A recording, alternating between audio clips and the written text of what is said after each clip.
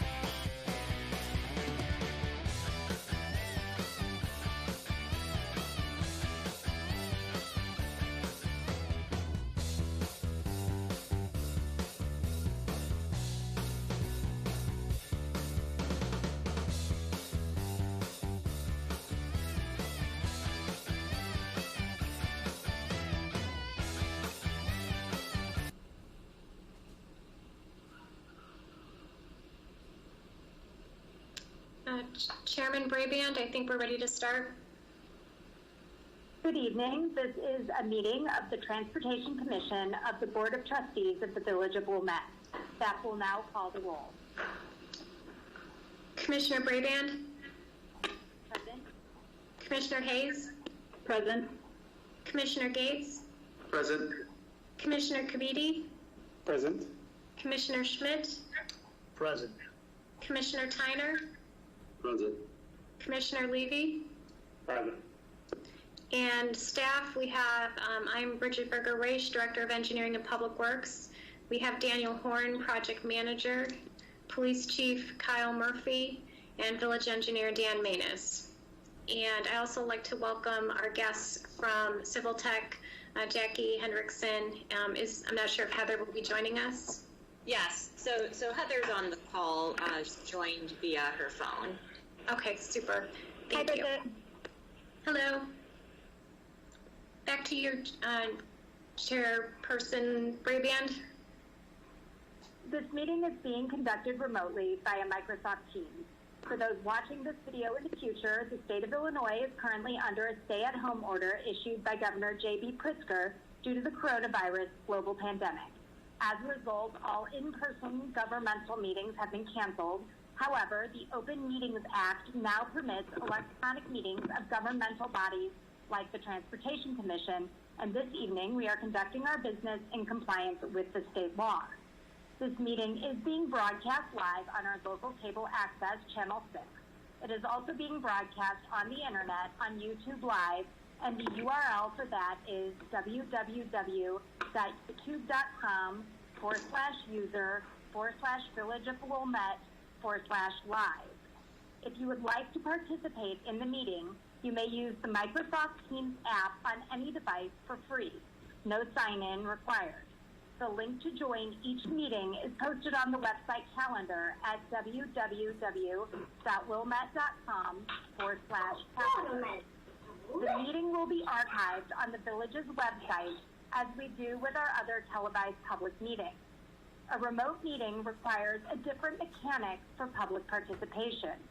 To ensure that our residents, business owners, and other interested parties have the opportunity to participate in this meeting, we have solicited public comment prior to the start of the meeting via email. If you send an email to publiccomment@wilmette.com prior to the start of the meeting, our staff will read the email during the public comment portion of our agenda. If members of the public who are watching the broadcast would like to participate during our designated public comment period, you may submit your comments through YouTube Live at the appropriate time, and a member of the village staff will read your comment to the Transportation Commission. All comments to the Transportation Commission will be recorded in the meeting minutes as we typically do. Everyone will have joined the meeting today muted. When it is time for public comments, those joining through Teams can toggle their mute status by clicking on the microphone icon on the meeting toolbar. Those joining by audio conference dialing can toggle their mute status by pressing *6. Only attendees can unmute themselves. No one can unmute another attendee. And just a reminder that public comment can also be provided by emailing publiccomment@wilmette.com or through the Village's YouTube live stream. Before the meeting, the Transportation Commission receives a packet of agenda materials. These materials are also posted on wilmette.com so that residents and other interested parties can review the very same materials that the Transportation Commission members received. This packet contains the agenda, minutes of the last Transportation Commission meeting, 2 agenda items, and public comment. Now I will move on to the agenda. With the meeting now called to order, we can move immediately to agenda item 2, approval of the February 18th meeting minutes. Do I have a motion to approve?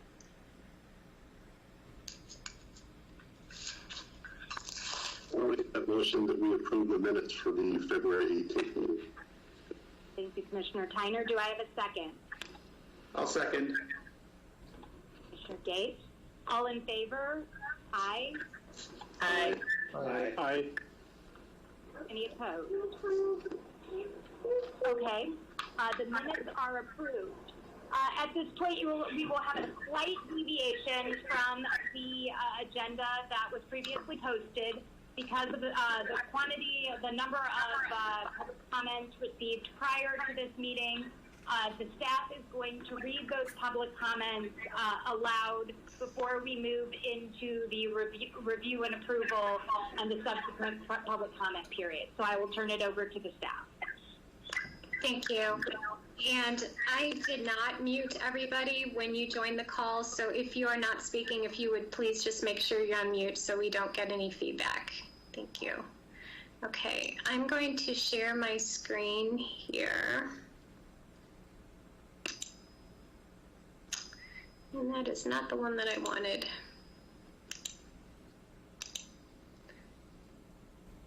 Can everybody see my screen? Let me try that again.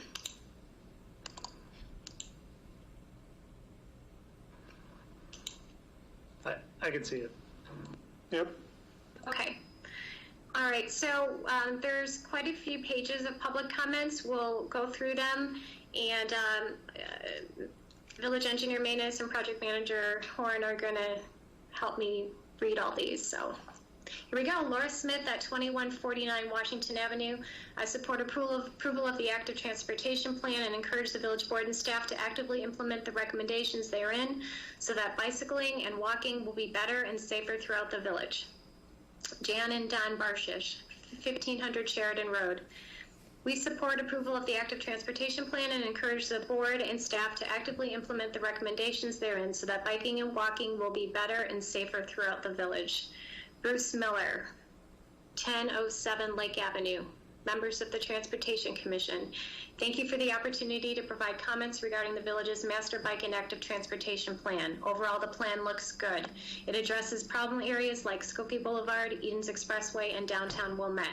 A concern is the plan's recommendation for a bike boulevard or marked shared lanes on Lake Avenue between Wilmette Avenue and Gilson Park, page 54. I strongly recommend the use of Forest Avenue instead. Reasons. Lake Avenue east of Wilmette Avenue is a one lane in each direction. Traffic is fast at times as drivers accelerate going east from the stop sign at Wilmette Avenue.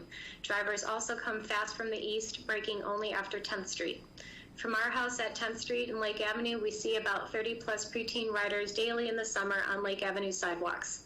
A bike boulevard or marked shared lanes will give these children a false sense of security, given the fast traffic and single lanes. Thank you. Bruce Miller, 43-year resident of the village. All right, Adam Berkson at 57 Crescent Place. I support approval of the active transportation plan and encourage the board and staff to actively implement the recommendations herein so that bicycling and walking can be better and safer throughout the village. Thank you. Linda Kahn-Strummel. I support approval of the active transportation plan and encourage the board and staff to actively implement the recommendations herein so that bicycling and walking will be better and safer throughout the village. Karen Glenmeyer, I support the adoption of the proposed active transportation plan and urge the commission and board to implement its recommendations for better, safe biking and walking for all residents. Margie Swain, I support the adoption of the proposed active transportation plan and urge the commission and board to implement its recommendations for better, safe biking and walking for all residents. Thank you for your time. Kim Hoffman at 715 Washington Avenue. I support the adoption of the proposed active transportation plan and urge the commission and board to implement its recommendations for better, safe biking and walking for all residents. Dave Robjohns, I support the adoption of the proposed active transportation plan and urge the commission and board to implement its recommendations for better, safe biking and walking for all residents. Stephanie Hahn, I support the adoption of the proposed active transportation plan and urge the commission and board to implement its recommendations for better, safe biking and walking for all residents. Okay, David Coach, 1041 Forest Avenue. I support the adoption of the proposed active transportation plan and urge the commission and board to implement its recommendations for better, safe biking and walking for all residents. In committing support, however, I do want to encourage continued assessment of specific areas that may not be fully addressed in the plan. Adoption is the first step, and improvements can still be made. Lake Avenue in eastern Wilmette continues to be a troublesome area with significant risks to pedestrian crossings, with the street treated too often as a relatively high-speed thoroughfare by drivers with no attention to state law to stop for crosswalks. Look at what Evanston has done along Sheridan Avenue as a starting point for what can at least start to help foster driver compliance. The too often driver rage and aggressive behavior that happens at the five-way intersection of Lake and Wilmette is also an area that needs attention. Again, these are areas for continued improvement with adoption of the initial plan as a good first step in continuing to address. Dan Johnson, 1726 Walnut. I reviewed the active transportation plan and particularly liked the idea of slowing down automobile traffic on Ridge Road. Please advance this plan, subject to whatever modifications you believe are necessary, on to the full council for further review in time to impact the 2021 construction season. There is a lot in that report, which is a great asset to the village for years to come. But my takeaway is that the pedestrian infrastructure, higher bricked islands in busy intersections, is the cheapest, fastest, highest impact projects that ought to make it in the 2021 summer infrastructure budget for the village. I advocated for the pedestrian crossing at Ridge and Walnut a few years ago, and the entire street feels a lot calmer. The more of those sorts of investments we can make in 2021, the better. I hope we can emphasize more bus stations, especially along Green Bay Road. Enhancing the PACE bus service along Green Bay is part of PACE's long-term plan, and we should build better bus stations for those riders. I was surprised to learn there used to be a Purple Line stop at Isabella. Thanks for your volunteer service to our community. Barbara Schoenfeld, 328 Wilshire Drive West. I support the adoption of the proposed active transportation plan and urge the Commission and Board to implement its recommendations for better, safe biking and walking for all residents. Ken Parkhill, EEC member. As signatories to the Greenest Region Compact, it is incumbent on the village to promote alternatives to automobile travel. I'm delighted to support the adoption of the proposed active transportation plan and urge the Commission and Board to implement its reasonable recommendations for better, safe biking and walking for all residents. Thanks. Stan Diskin, I support the adoption of the proposed active transportation plan and urge the Commission and Board to implement its recommendations for better, safe biking and walking for all residents. Thanks. Lisa Peltkian, 3131 Illinois Road. I currently live on Illinois Road near Illinois Road in Hibbard. Between Hibbard and Skokie Boulevard, Illinois Road does not have a sidewalk. When I go out for runs, I find this extremely dangerous, as there have been many, many times where cars nearly sideswipe me or cars are driving faster than normal to get to the Edens. It looks like there are multiple options planned for Illinois Road between Skokie and Hibbard, but the plans are not clear. I would personally prefer for a sidewalk to be built on the south side of Illinois Road so it is safer to walk along this part of the street. I know there are a few families who live on the same side of Illinois as I do and would find it much safer for their children to play in front of the yard if a sidewalk existed. Please let me know what's currently planned for this street and if adding a sidewalk is currently being considered. Thanks. Sarah Titerton, 1700 Forest. I was pleased to see that you will wait for revisions before approval. When the items for revision were read back to the consultant, the option of further discussion of Wilmette Avenue was missed. Also, I do feel that this could have been a big visionary plan, and what came was a mediocre plan save for the tunnel option at the Edens. To really mitigate the effects of climate change, we need to start taking biking seriously instead of a second-class option behind cars. The zigzagging of the proposed bike plan seemed like, here is how we fit biking into a car world, as opposed to here is how we start climate action at a local level. Kurt Gelhausen, Evanston. While I'm technically a resident of Evanston, I think it's increasingly important for our North Shore communities to implement plans that are consistent with the supportive of sensible and safe transit networks across the region. I support the adoption of the proposed active transportation plan and urge the Commission and Board to implement its recommendations for better, safe biking and walking for all residents.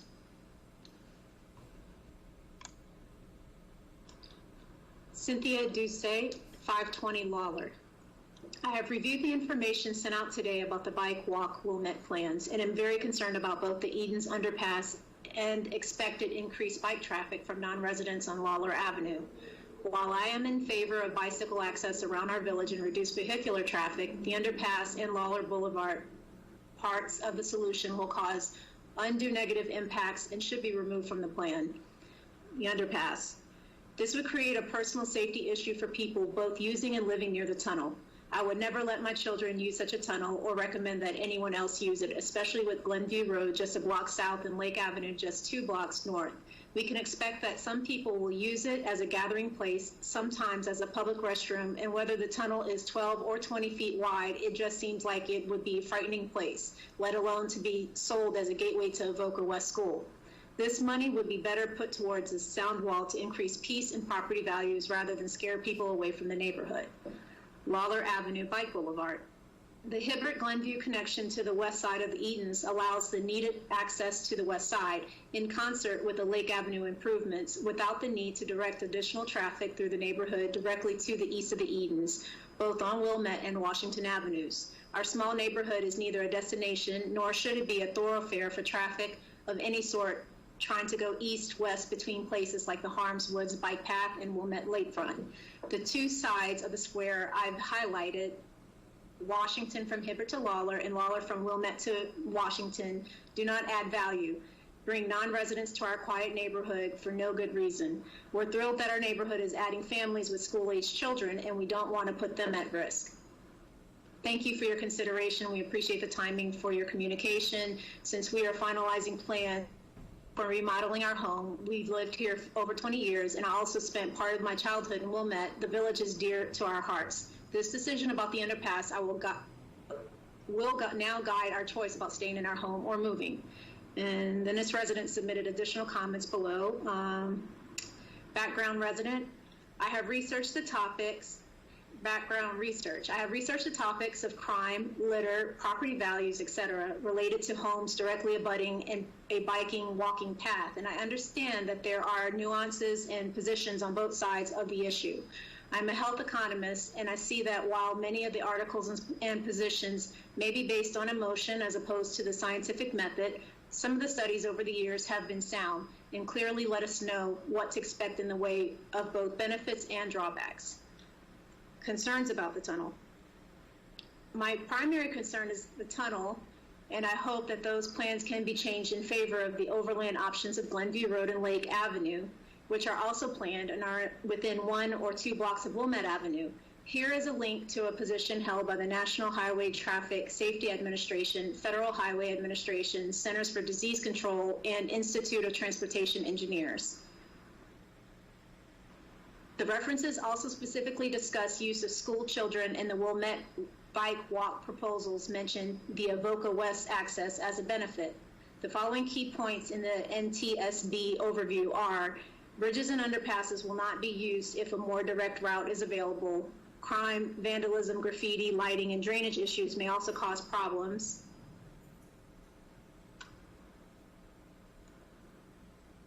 Source: SRTS Guide, saferoutesinfo.org. It compiles multiple references from independent organizations and sources, which is vital in this type of high emotion discussion. Please consider these items both for our Lawler and LeClaire communities and for all Wilmette residents, and choose an alternative other than a new tunnel or bridge across the Edens. Thank you. Pete Brennan, Avoca West PE teacher. As an ardent supporter of safe routes to school, I support the adoption of the proposed active transportation plan and urge the Commission and Board to implement its recommendations for better, safe biking and walking for all residents. This plan should be adopted and its proposal fully implemented. Thank you. Alan Dordeck, 606 Lawler. I would like to echo Cynthia Doucette's comments regarding the Edens Bike Underpass at Wilmette Avenue, plus the use of Lawler Avenue as a bike path. This portion of the Village Master Plan is a ludicrous idea. Is the village management aware of how narrow Lawler is from the synagogue north to the turn leading into Laverne Avenue just south of Lake Avenue? With the bushes on the west side of the street and any parked cars on the east side of Lawler, there isn't enough room in some areas for 2 cars to pass. Some folks need the street to park, and having more bicycles on the street will only accelerate problems. I am all for biking and walking, and using Glenview Road for walkers and bicyclists rather than building an underpass at Wilmette Avenue is a much more logical perspective for both activities. We already have non-Wilmette people coming off the Edens who park on Lawler and Laverne to conduct unsavory business like drug sales. I recently saw the Wilmette police arresting someone conducting this type of business. What you propose will only accelerate such activity due to the increased traffic. Did anyone poll the residents regarding a move that will reduce the value of their homes? Aren't the resident issues more important than biking, a hobby that is not a year-round activity, but living here is? Running any bike lanes on most residential streets is not a good idea, and eliminating Lawler from this plan makes great sense. I challenge you to give me valid reason for this very unsavory idea. Thanks in advance, and I hope the residents who oppose this terrible idea have a chance to speak their piece before you vote. We pay your salaries. We should have something to say about a major issue that affects our home, our investment, and our lives. Mary Ellen Fowson, Wilmette. Hello, I am a village resident writing to urge the Transportation Commission to approve the active transportation plan. Approval of this plan is long overdue. Biking and walking are more popular and more necessary now than ever. Approval of this plan will allow the village to move forward with much needed improvements to allow better, more accessible movement throughout the village. Let's get it done. Sincerely. Julie Lambert. I support the adoption of the proposed active transportation plan and urge the commission and board to implement its recommendations for better, safe biking and walking for all residents. Mehul Shah. I support the adoption of the proposed active transportation plan and urge the commission and board to implement its recommendations for better, safe biking and walking for all residents. Shirley Fenning. I support the adoption of the proposed active transportation plan and urge the commission and board to implement its recommendations for better, safe biking and walking for all residents. Yes, but no more restaurants on the street sidewalk. One cannot walk / not safe for walker or eater. Damon Doucette, 520 Lawler Avenue. Dear members of the Wilmette Village Transportation Commission, I have reviewed the information sent out regarding the Bike Walk Wilmette proposal and have serious concerns regarding the proposal, specifically the proposed underpass under the Edens Expressway and the likelihood of increased bicycle traffic on Lawler Avenue. The underpass. The proposed underpass would create a safety issue for those who live near the tunnel and those using the underpass. For those who live near the proposed underpass, the likelihood of an increase in crime, graffiti, and litter is given when a direct route to and from the two quiet and somewhat isolated neighborhoods on either side of the Edens is introduced. The isolated nature, necessary length, and relative narrowness of the underpass will create a safety hazard for all who would seek to utilize it, especially children. In fact, the construction of this underpass would create a space that is isolated by vegetation and grades set at some distance from busy thoroughfares and little use since there is already access to the west via the bridge crossings at Lake Avenue and Glenview Road, which can be expanded to suit increased bicycle and pedestrian traffic at significantly less cost than an underpass, and which obviates the need for such a waste of money. Additionally, when heavy rains fall, the tunnel will be unusable, as is evidenced by the fact that the Edens closes down during heavy rains due to flooding at Winnetka Road. This is a recipe for disaster. Lawler Avenue, Bike Boulevard. With Lake Avenue and Glenview Road providing a connection to the west and Hibbard Road providing a connector north and south, there is no need to introduce additional traffic to our quiet and somewhat isolated neighborhood, which has small streets and many small children and elderly people. All this does is diminish the quality of life for those of us on the west side, which receives scant attention from the village as it is. If the village wants to spend millions on the west side, then build the proposed sound wall we have been seeking for the past 20 plus years. While I am in favor of bicycle access around our village and reduce vehicular traffic, the underpass and Lawler Boulevard parts of the solution will create a dangerous and foreseeable hazard to the residents impacted by this proposal. Valerie and Mark Pacini, 628 Lawler Avenue, to whom it may concern. After reading the letters already sent by our Lawler Avenue neighbors, we felt it important to add our thoughts in agreement with Alan Dordek, Cynthia Doucette, and Adrian Kahn. We concur with everything they wrote. We have 2 young children that currently ride their bikes around the 600 Lawler Avenue block without worry. It would be unfortunate to change the climate of safety and security that we have come to know and love living in this area. The concerns that were brought up are valid and would become a bigger safety issue that would then need more time and money from the village to fix. Will there be more police presence in the area? Will there be security and/or cleaning crews making walkthroughs acceptable?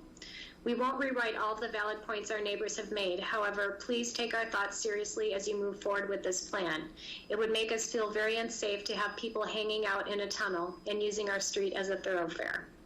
We know that above all, you have the best interest of Wilmette residents at the forefront of your decisions and are sure you will take our concerns into consideration. Thank you for really pondering how this decision would be detrimental to our daily lives. Adrian Kahn, 600 block of Lawler.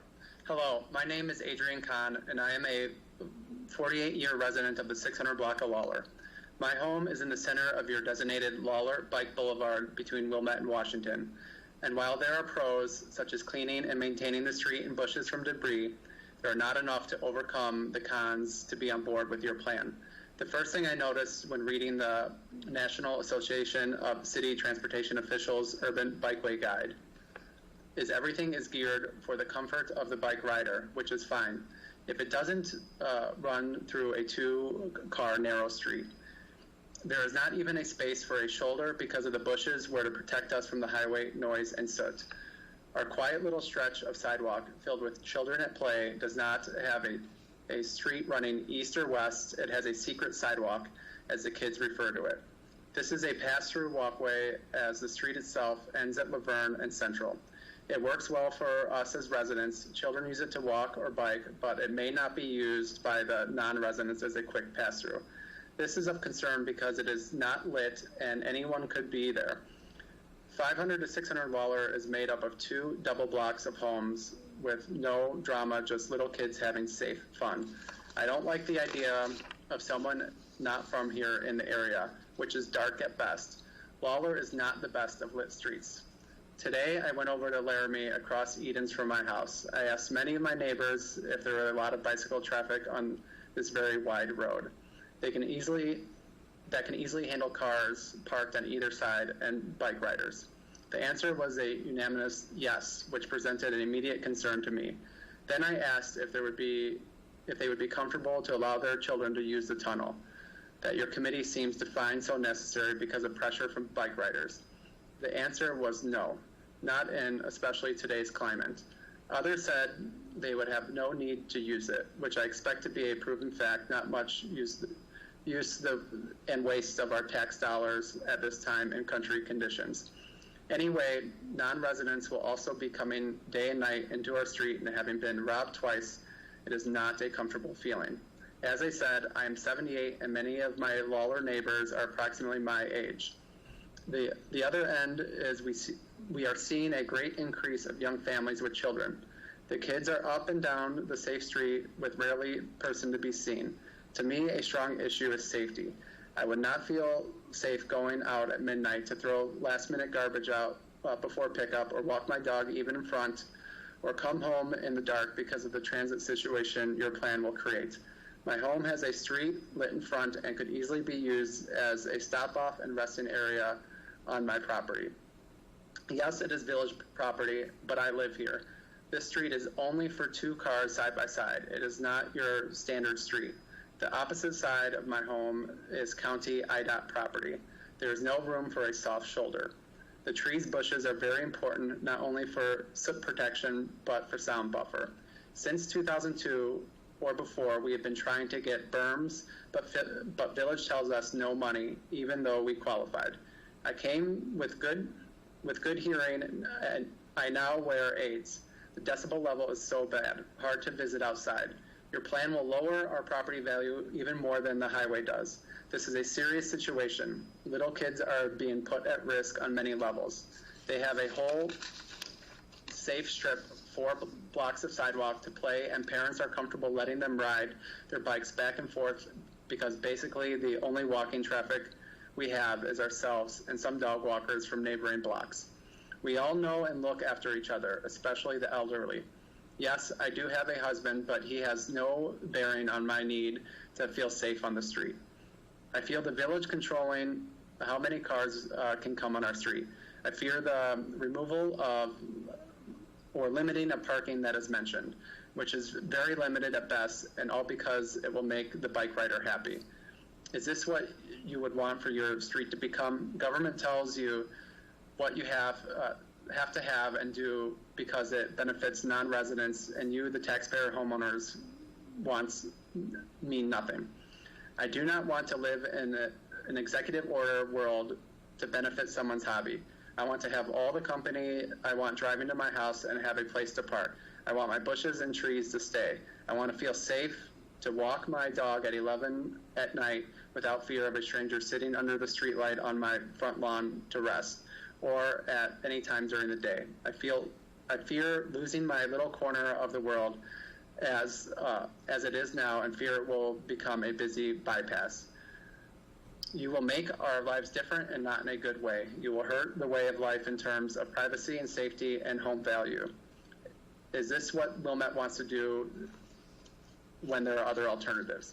I'm sad that after all these decades of being a resident that this board has seen fit to disrupt a little corner of Wilmette for those who don't even live in town. I have now come to believe the streetlights are okayed after petitions were submitted, not because we wanted it, but because of your plan, which the village never mentioned, and that is why it wasn't necessary to put lights in the 700 and 800 blocks. The flowers and curbs are not only a pilot project, as I was told, but part of your 2016 looking forward plan, and maybe before, in the days of Bridget, whom was also trying to get us our berms. Everything you are doing is in the design elements of the guide mentioned in the first paragraph and all your prior agenda reports for so many years ago. We teach our kids to speak truth, not to speak omit. I don't truly care about bike riders' comfort at the sake of the comfort and security of residents of the 500, 600 blocks of Lawler. One thing you should note is it is not the safe route you suspect. There are multiple critters that come out from the highway woods and visit, like possums, skunks, rabbits, and the like. One crosses the bike rider's path and off they fall. This is reality of Lawler. My suggestion is you must have this wasteful tunnel that we have all seen similar tunnels filled with dirt, garbage, and whatever besides graffiti, of course. Will water enter the tunnel during the rainfalls? Why the bike boulevard be at Laverne, which is a main full-size street, and let our kids be safe and protected as they have been for over 50 years on our little block. The secret sidewalk has made it very special. We don't want nor need the fear of a stranger or even a bike rider on our sidewalk if the street is too crowded. Thank you in advance for reading my letter. Respectively submitted, Adrian Kahn. Candace Gordon, 610 Lawler Avenue. To whom it may concern, I am a resident of Lawler Avenue neighborhood. I just learned of the village's plans for an Eden's underpass. Also, surprisingly, our small street has been identified as a bicycle boulevard. This proposal is alarming to me. Our street is quite narrow. The west side of the street is county property and covered with bushes and vegetation. This vegetation benefits us by buffering out the noise which is generated by the Eden's Expressway, but it limits street parking to the east side of our street. Since many people park on the east side of the block and trucks and service vehicles are often parked there, often only one car can safely pass down the street. There isn't enough space to add increased bicycle traffic without posing an additional risk. Lawler Avenue is home to many people with young families and many elderly residents. Children often play up and down the block, and walkers and runners are also on the sidewalks. More traffic of any kind would pose additional dangers to our residents. On the 600 block of Lawler, I am a dog walker. I take my dog out at all hours of the day and night.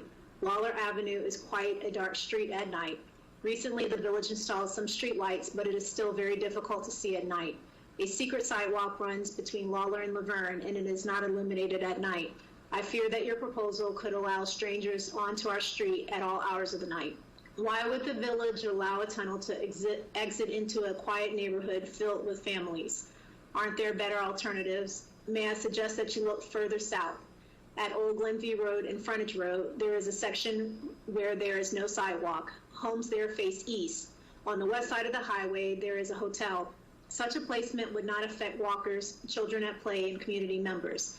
If this is not suitable, why not go further to the north? Place your tunnel between Loyola's parking lot and Eden's Plaza.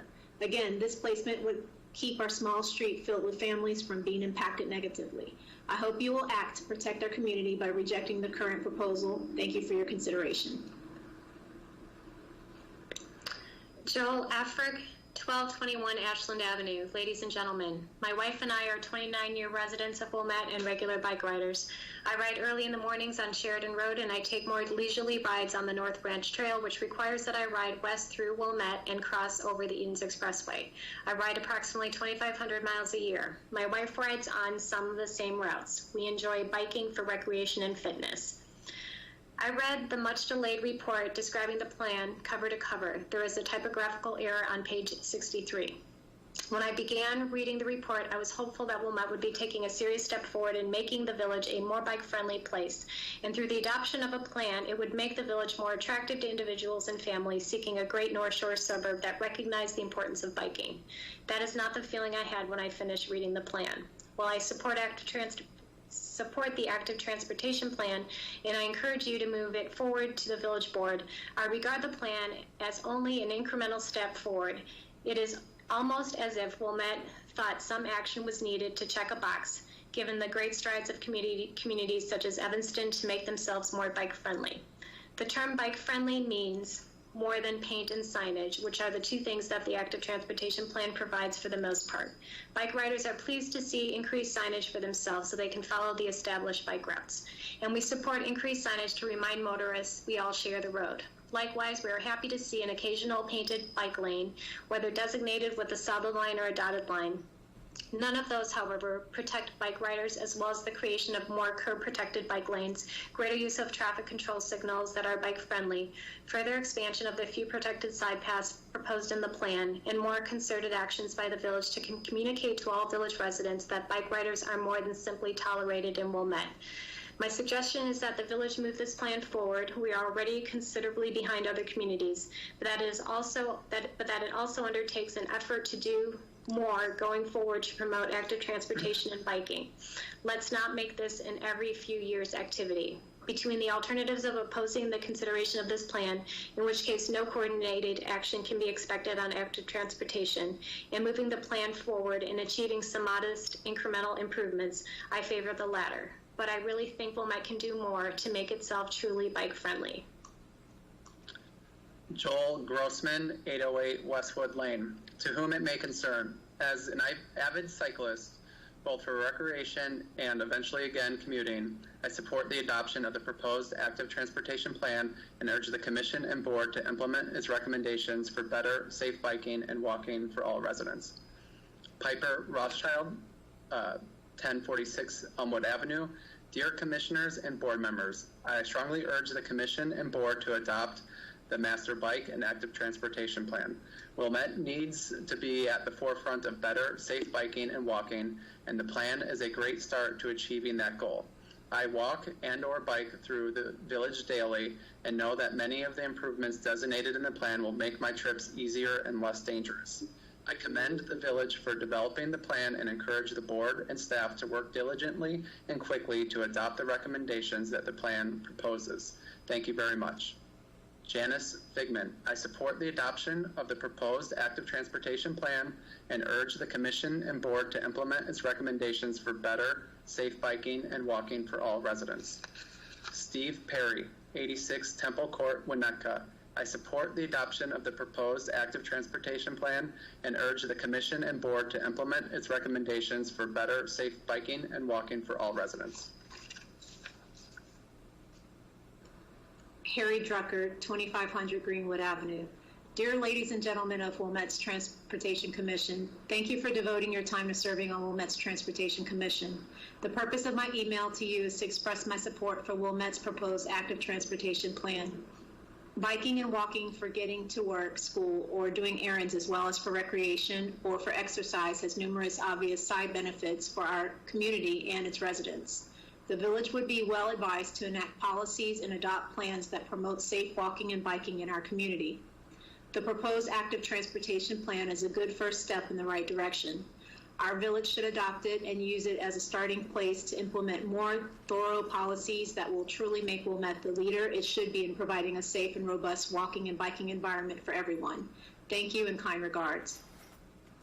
Mary Platt, 1004 Oakwood Avenue. I have lived in Wilmette for 31 years and run outdoors 9 hours a week. The greatest enemy of runners, walkers, and pleasure cyclists are the cyclists in the outfits and full gear. They speed around families and individuals who are out for a pleasure ride. They don't yield to pedestrians trying to cross the street. They are rude, yell epithets at us, and even hold out their arms for threatened safe passage. They also do not obey traffic signals, thereby putting drivers in danger also. In these times of social distancing, it is even worse. When I am running on the sidewalk and a family or older individuals are approaching, I will move to the street where I am yelled at, and many times have to move to the middle of the street because the cyclists will not make room for me. Please keep in mind that the share the road signs don't mean move over for the cyclists. I urge you to visit the streets, especially Sheridan Road, Poplar, Linden, and Greenleaf any morning, 8 a.m. to noon. I do not agree with giving these cyclists and any more of our streets. The money can go elsewhere, and more paths will not work with these people. A few years ago, the police bicycle unit was giving citations to these cyclists if they did not follow traffic laws and or put someone else in danger. That worked until it was disbanded. Richard Nedhart, I believe that it will be a total waste of money to build this tunnel. This tunnel would be a redundant crossing to either Glenview Road or Lake Avenue. It would be another infrastructure item to maintain for millennia. It would invite issues that are probably going to require police action. Ken O'Bell. I'm writing in strong support of the active transportation plan. I encourage the board to approve it at its first opportunity and the staff to actively implement its recommendations so that bicycling and walking will be safer, easier, and more enjoyable throughout the village. There is so much that can be done so easily. Once we do these things, we will, I guarantee you, be so satisfied and never look back. First and foremost, with the Greenleaf resurfacing project nearing completion, bike signage and infrastructure should be implemented right away, especially in view of the absence of accommodations in the Central Avenue project. If the expectation is for cyclists to use Greenleaf, then it will be necessary to make Greenleaf as desirable or more desirable than Central. I wish to note here that Greenleaf is currently the officially designating east-west bike route in East Wilmette, and this continues to be the case under the plan. We have an immediate opportunity to implement the plan and indeed to do even better than what the plan suggests. Greenleaf should become a model of great bike infrastructure in our village, and we should be extremely creative and forward-looking in our measures. I speak, of course, for myself, but my feeling is that there is widespread support for better bike and pedestrian infrastructure in our community. Thank you for taking my input. Very truly yours. Tim Perry, 1433 Forest Avenue. To the trustees, I'm writing to support the adoption of the Master Bike and Transportation Plan that is being presented to the Transportation Commission tonight. I've worked on bike issues in Wilmette for over 15 years. I started with the Wilmette Bike Task Force and moved to the Environmental Commission for 3 terms as the bike representative on that group. I'm currently an active member of Bike Walk Wilmette, a group of dedicated activists who are trying to improve walking and biking conditions around our village. It was the forerunner of this group that worked to get Wilmette designated a bronze-level bicycle-friendly community by the League of American Bicyclists. My last official work for the village was as a member of the Master Bike and Active Transportation Advisory Group. This was a group that met in December of 2017 to get the wheels churning on the plan that is being presented tonight. I led a bike tour of the village for the consulting engineers on this project in September of 2018, and I've been watching this plan come to fruition for the last 2.5 years. While this plan is not perfect, I think it is an important step forward and a critical document to guide the village as our infrastructure projects move forward. Wilmette has always had an active number of cyclists and walkers, but events of the last few months have moved people out to the streets and sidewalks like we've never seen. I think this is great. The village should encourage these types of activities. The adoption of the Master Bike and Transportation Plan can go a long way in providing that encouragement. Ileana Mora. Hello, Board of Trustees. I have 2 children in the Avoca School District, and they travel via bike over the Edens Expressway. On a couple of occasions, they have been very close to being hit by a car inches away when I was actually with them. The proposed pedestrian tunnel will save lives, in particular children's lives, and improve safety in our community. I ask that you please approve the pedestrian tunnel under Edens. Thank you, Ileana. JT Jump. I live along the Edens corridor, and I am appalled. I am just now and accidentally learning of the plan to build a tunnel under Edens Expressway. As a resident directly impacted by such a proposal, should we not have received formal notice of public hearings on the issue? I'm firmly against any public funds dedicated to building anything that would require maintenance while our village is so behind in many of those basic services so desperately needed. What possible justification could there be for constructing a thoroughfare under the expressway when 2 overpasses exist less than a half mile on either side? Respectfully submitted. Lucia Composto. We opposed a justification for children to access Avoca West. Those little ones aren't middle school, either high school age. I don't want to be rude, but that is the most outrageous excuse. We always use either Lake or Glenview Road. What is wrong with that? We want to keep our streets safer for our little ones and not ease access to stranger, please. Rachel Goodman, MD. Dear members of the Transportation Commission, I'm writing in support of adopting the Bike Wilmette Active Transportation Plan. I think it is a great first step toward making our community more bike and pedestrian friendly. It will improve the well-being of those in our community, and it will make Wilmette a more desirable place to live. As a pediatrician, I always talk to my patients about the benefits of walking and biking to school. Our community has many barriers, making this impossible to do safely for many children. This led a group of us to apply for a Safe Routes to School grant for the Avoca School District. We were awarded a grant and hired a group of consultants to help map out Safe Routes to School. They found many barriers that will not change without infrastructure changes and education of the community. Please let's take this first step for our children, ourselves, and our community as a whole. Sincerely. Betsy Harutian, 318 Latrobe Avenue, Northfield. Hello. While a resident of Northfield, I'm also a resident of Avoca School District 37. I serve on the Safety and Civics Committee for the Village of Wilmette, as well as a representative of Avoca SD 37. And I'm also a member of the Avoca Committee for Safe Routes to School and Pedestrian Safety. Having school-age children be able to ride and walk to school safely is a passion of mine, and I've been advocating for safer routes to school since my first son started kindergarten at Avoca. When my children were younger, they are currently rising 4th and 7th graders, I would accompany them on their bike rides to school. The safest route for them is approximately 2 miles each way and requires crossing many busy roads. Once my older son reached a certain age, he was independent enough to ride alone to school, and I hope my younger son will be able to do the same. During this recent pandemic, due to lack of camp or other organized activities, I now feel very comfortable letting my sons have the freedom to ride their bikes all over town. They have developed a wonderful sense of independence all on their own, and they have been outside getting exercise for hours. The busy roads that crisscross through Avoca School District are so tricky for young children to manage. So many parents understandably do not feel comfortable allowing their children to bike or walk to school, many of whom live within a mile from the schools. However, the health benefits, mental and physical, cannot be understated. And by limiting our area children these opportunities due to unsafe passages, we are doing a disservice to the future of our community. Many parents say they wish their children would walk or bike to school if there was a safer route. The pedestrian tunnel under the Edens Expressway and major safety changes to Lake Avenue over the expressway would provide this for our families. This location of the pedestrian tunnel will not only benefit students going to from Avoca District schools, Avoca West and Marie Murphy, but it will also be an asset to the Ramona District families who also border this tunnel location. Students traversing to Ramona, Highcrest, and Wilmette Junior High from East Glenview will be able to safely ride their bikes to school via this access point. I will continue to support safe routes for cyclists and pedestrians of all ages, and I most certainly support the idea presented in the Walk Bike Wilmette plan. Beth Drucker. Dear members of the Wilmette Transportation Commission, I'm writing to ask for your support for the Walk and Bike plan.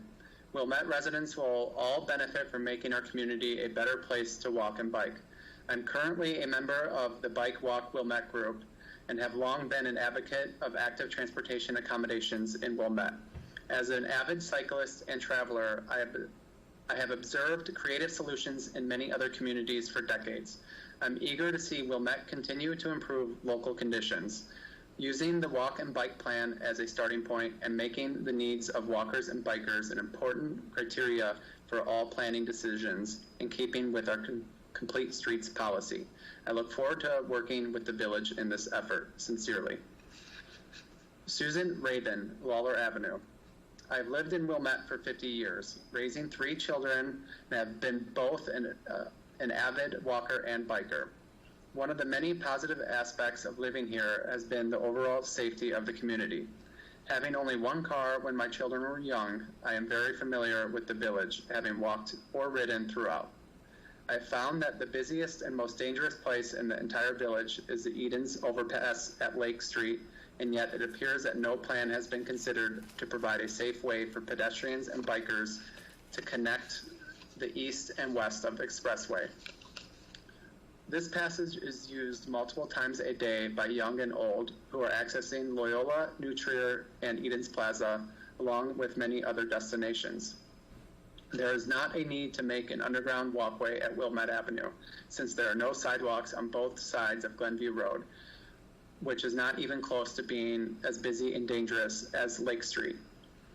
What is desperately needed is a safe way to cross Edens at Lake Street. Having followed the rails and trails projects throughout the country, I am assuming that the proposed Skokie Valley Trail would be developed on the abandoned train tracks west of Edens Expressway.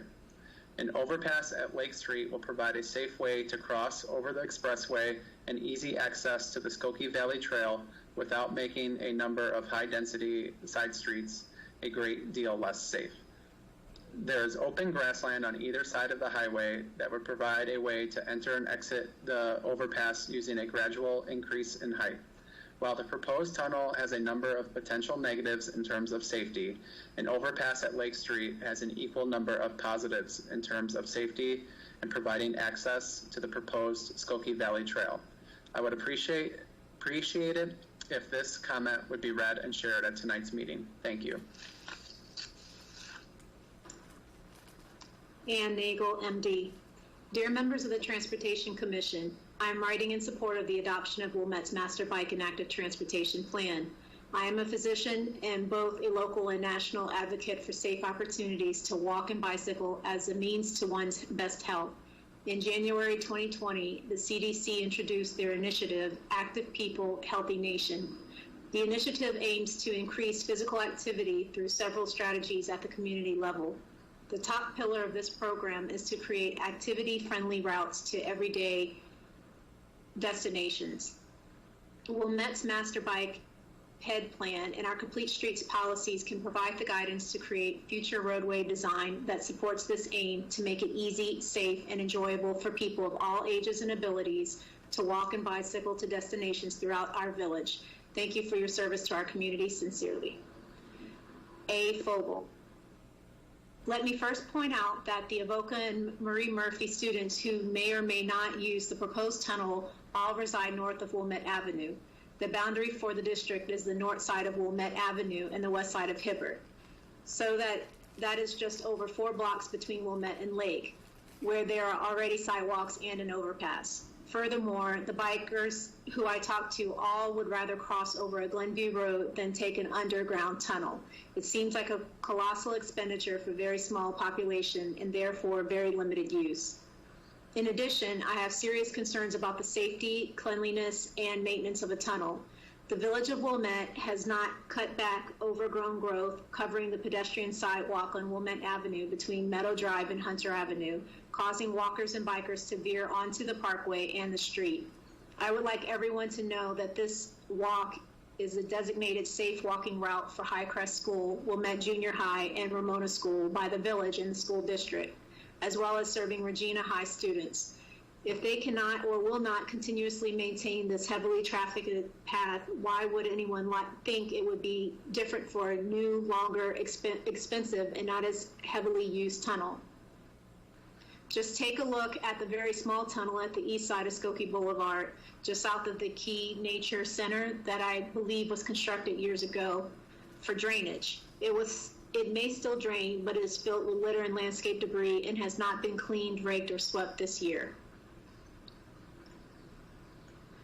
Also, what happens when someone gets hurt, gets injured in the tunnel? Sounds like a lawsuit against the village waiting to happen. Domingo Composto. On the west side of Edens, we don't have garage. Besides our driveway, extra cars are parked on the street. We don't understand how a neighborhood like ours will accommodate access to those big groups of bicycles that usually we see on Glenview Road. We oppose. Thank you for understanding. And I have a few additional comments that came in. Dorothy Elfring, 1323 Sherwood Road, Glenview. Hello, I'm fully supportive of bike pedestrian underpass at Wilmette Avenue. We live in the Avoca district and me and my kids can ride to their friends' houses without going on the overpass, which can be dangerous. Meryl Lipman. I am a longtime resident on Wilmette Avenue, west of Edens near Laramie. I'm very opposed to construction of this path. This traffic would create an abundance of traffic in my neighborhood. It would create an atmosphere of little privacy and a possible increase in robberies and vandalism. During warm weather, the neighborhood has had a history of increased robberies due to the fact that we are located in a convenient spot for easy access to Eden's Highway. More influence isn't necessary. In addition, increased bike traffic would be a safety hazard to pedestrians. I believe there is a better use for federal funds than this. Sincerely. Terry Rothstein. What is being done to prevent the tunnel underneath the expressway from aggravating the already major flooding problems in West Wilmette? Was the tunnel factored in when the decision was made to fund the flood management project as less than maximum? Dana Garbarski, LaPorte Avenue. I'm excited about the opportunity for a pedestrian tunnel under the Edens at Wilmette Avenue.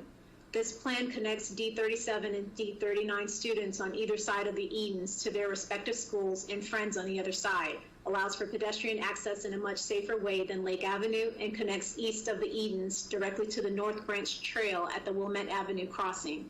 The entrance to Glenview Road from east side is 4 blocks from Lawler and Wilmette, i.e. far out of the way, particularly for pedestrians, unless you climb the hill, which is not accessible. I don't know what other plans have been under consideration, but wanted to voice my support for something that would directly improve the quality of life for my children and others. I'm all for however we can improve accessibility, access, and safe pathways for biking and walking to connect our community.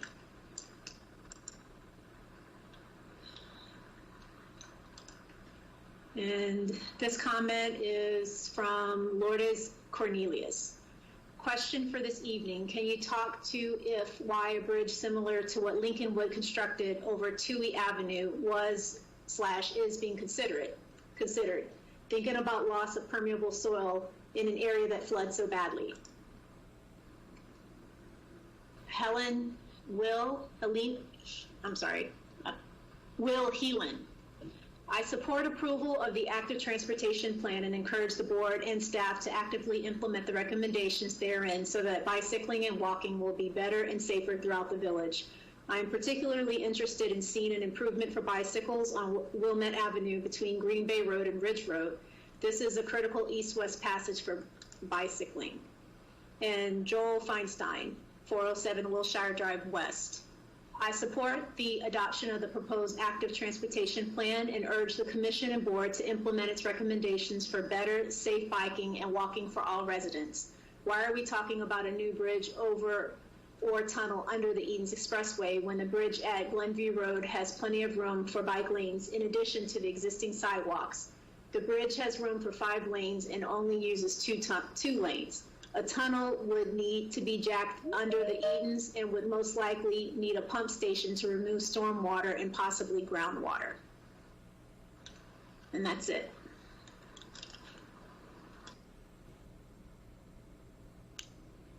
Chair Braband, should we go right into the agenda? Yeah, I think we can move into item 3 directly, yes. Okay.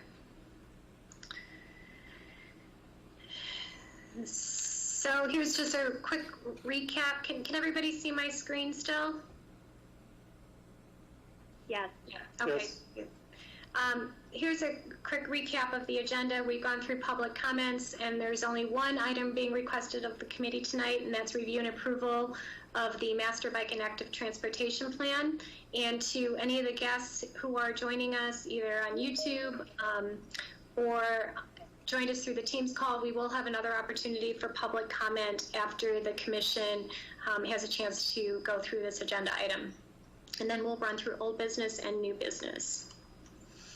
So this slide may look familiar to you. Why are we doing this? The purpose of the Bike and Active Transportation Plan is really a visionary document. It's here to set our recommendations for the long-term build-out of a future active bike and transportation plan. It will allow us to prioritize projects as we go through implementation. But keep in mind, this is a very big picture type document. It is not a permanent or final determination on where bike accommodations are to be, because there will be more detail in the form of engineering studies and additional Transportation Commission meetings to get into that detail. So these are not engineering level decisions at this point. So why is it important for the village to have a bike and ped plan? The last version of the plan was 1998, so we were in desperate need of updating it and bringing it into modern times. So we've obviously had a lot of changes in mobility, and the plan, I think, reflects that. So it will be an actionable roadmap for us moving into the future. That said, this is a living document, and it is something that will be continued to be reviewed by the Commission on a regular basis annually as we move forward. It's been a long road to get to this point. We started back in May of 2018 and went through quite an extensive public engagement process that brought us to February 18th of this year, when the Transportation Commission reviewed the plan for the first time. Unfortunately, the plan was put on hold due to the pandemic, but we're happy to bring it to you again for reconsideration. The next step, it may not be village board approval. There may be an interim step through a municipal services committee, which is a committee of the board. Depends on the actions taken tonight by the commission. Obviously, we've had some new opinions through the public comments, so this is something that we'll have to sort through as we move forward to approve the plan.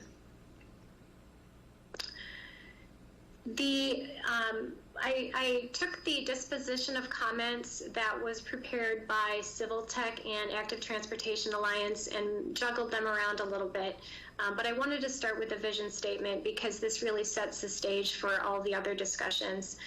There were comments on the vision statement, so I just put it up here briefly so we could take a look at it. The current vision statement as written is the Village of Wilmette commits to building a safe, inviting, context-sensitive transportation network without barriers for all residents. We visualize Wilmette as an accessible community for people of all ages and abilities, where any transportation mode, including walking, biking, and driving, is expected on village roads and welcomed through secure, comfortable, and convenient design. And just to recap the Commission's revisions, the Commission wanted to clarify the vision statement in context of providing future guidance on how to consider master plan proposals. So the consultants went back to page 29 and they added Wilmette residents and the Transportation Commission to recognize that the Commission is part of the development of the plan. And they also added a statement, as project opportunities arise, the above vision statement will provide future guidance in considering and implementing recommendations put forward in the Master Bike and Active Transportation Plan, as well as other pedestrian and bike improvements. So I will take a break at that point, and I know Commissioner Levy has some additional comments. But I think we should work through this issue first before we move on through the other comments. Thanks. If I might jump in then, I appreciate it. One of the things we did talk about was exactly this concept of what the vision statement really is used for. And I think it's good to add this language that recognizes that the vision statement is really what the Commission and the trustees would use to really evaluate future projects. So we talked about it last time, so I suggested this alternative because I know that as we looked at the vision statement last time, we did, as the Commission, raise some questions around what some of the language meant, and the consultants did provide that the proposed vision statement had really been an amalgam of comments from the residents. So I thought I would take another stab at it, and so submitted the following earlier today. I don't know if you want me to read it out loud or if just kind of put it up for anybody to kind of respond to. Do you guys see my screen? Do you see it up there? I do. You do, okay.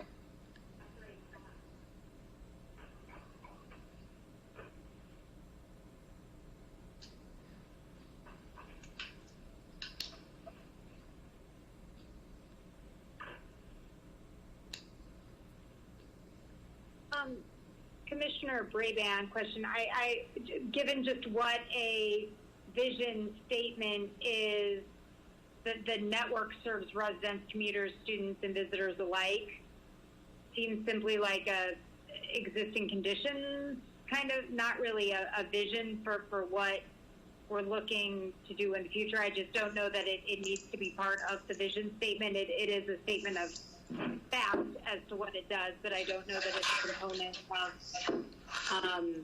the vision and things like people of all ages and abilities enjoy walking. Again, we're looking to what we're, vision what we're looking to do as opposed to what the current realities are. So I think maybe it's just a way it's stated in terms of what our vision should be. Yeah, I think that I think that's a valid point, and I was trying to pick up on some of the language in the current vision statement, which does reference that it should be accessible for people of all ages and abilities. I think the idea of just reinforcing the stakeholders that should be considered as we look at future projects is a valid element of a vision statement like this. But I'm certainly open to any revisions to this. This was supposed to be a thought starter on that. My question is, I guess I'm trying to pull them up to see them side by side. My one concern with making a change like this to the vision at this point is that I believe the previous vision statement was made public at the public meetings, and to my knowledge, there wasn't any comment on it. Bridget, is that correct? Was the vision statement part of the public engagement process? It was. It's been in all versions of the plan that have been provided to the public to date. Okay. So that in mind, I would be hesitant to make a drastic change to it.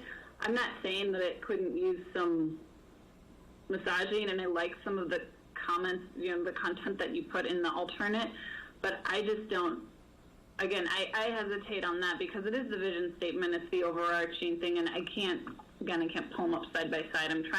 I guess I'm getting to, my question is, what did you feel was lacking from the original vision statement, and could that be amended through a more minor revision so as not to compromise any of the previous public involvement? So we publicly discussed at the last meeting some of the limitations and issues that were in the statement, and those are in the minutes. So it was previously discussed, and I also think that the role that the vision statement plays with respect to considering future projects was not previously discussed prior to the last meeting. So I think maybe the importance of the vision statement, at least in my mind, was something that kind of evolved from that meeting.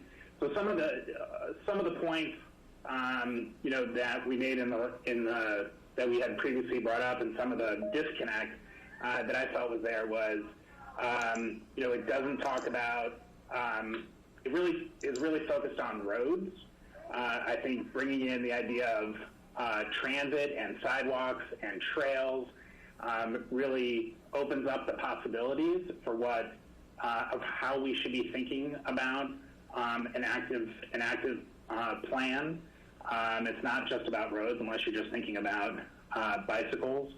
I don't think it really had called out, for example, adjacent communities, the idea of how we link the trails together with other nearby communities. I think as part of an active plan, that's something that wasn't really addressed there. I think specifically calling out not just people of all ages, but also kind of residents and visitors, the different stakeholders that are involved. So that's really helpful to do. Thank you for doing that. Yeah. Was also a deficiency of the prior statement. I also think the idea of being a little more overt about the idea of this being an integral part of village projects. So really encouraging the village to think about the role of the active plan. And this kind of came up when we asked, well, we're redoing Central Avenue. How is this being worked into that? How would have this been worked into the changes that were made on Locust?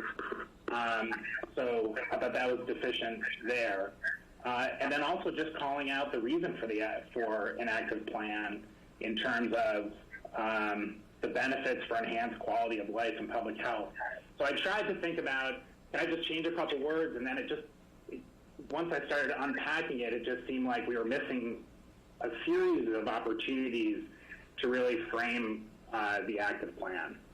But it's just one idea. I do really like your modification to the first sentence.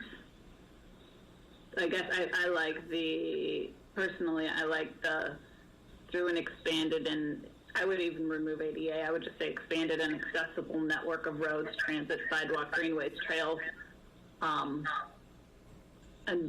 bicycle connections linking people to all of that.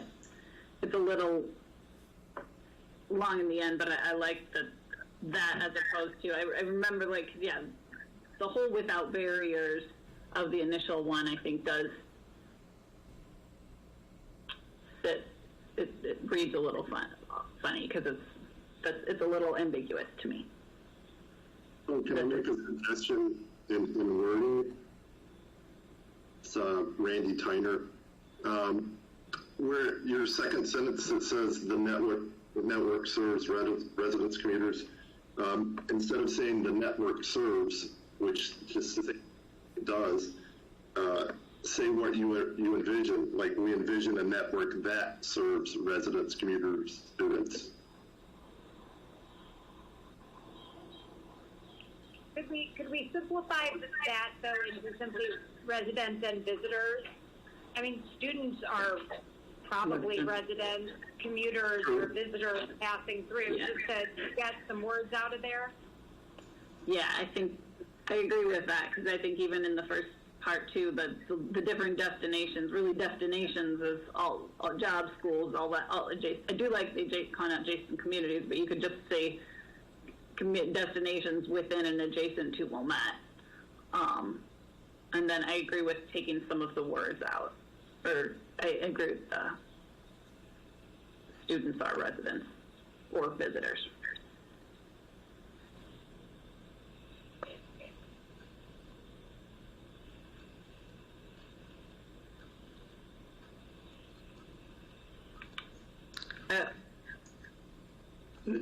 This is Ben Schmidt. I don't know if we're able to read this, digest it, and tweak it on the fly here, so I don't know what's being suggested. I mean, just my own opinion is vision statement should be simple. I'm looking at, all sorts of company vision statements, and they're literally 10 words, right? So we've got a lot here, and my concern is we're going to bulk it up so much we're going to lose the intent of the message.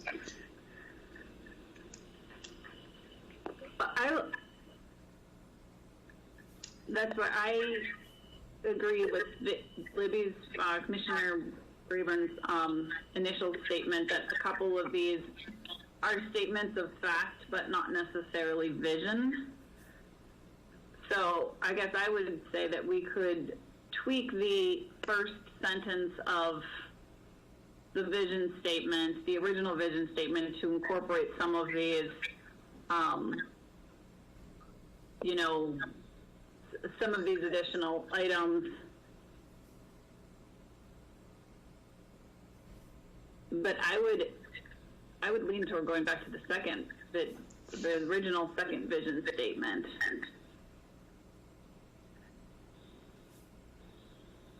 Or the second statement in the original vision. Because again, it's a vision.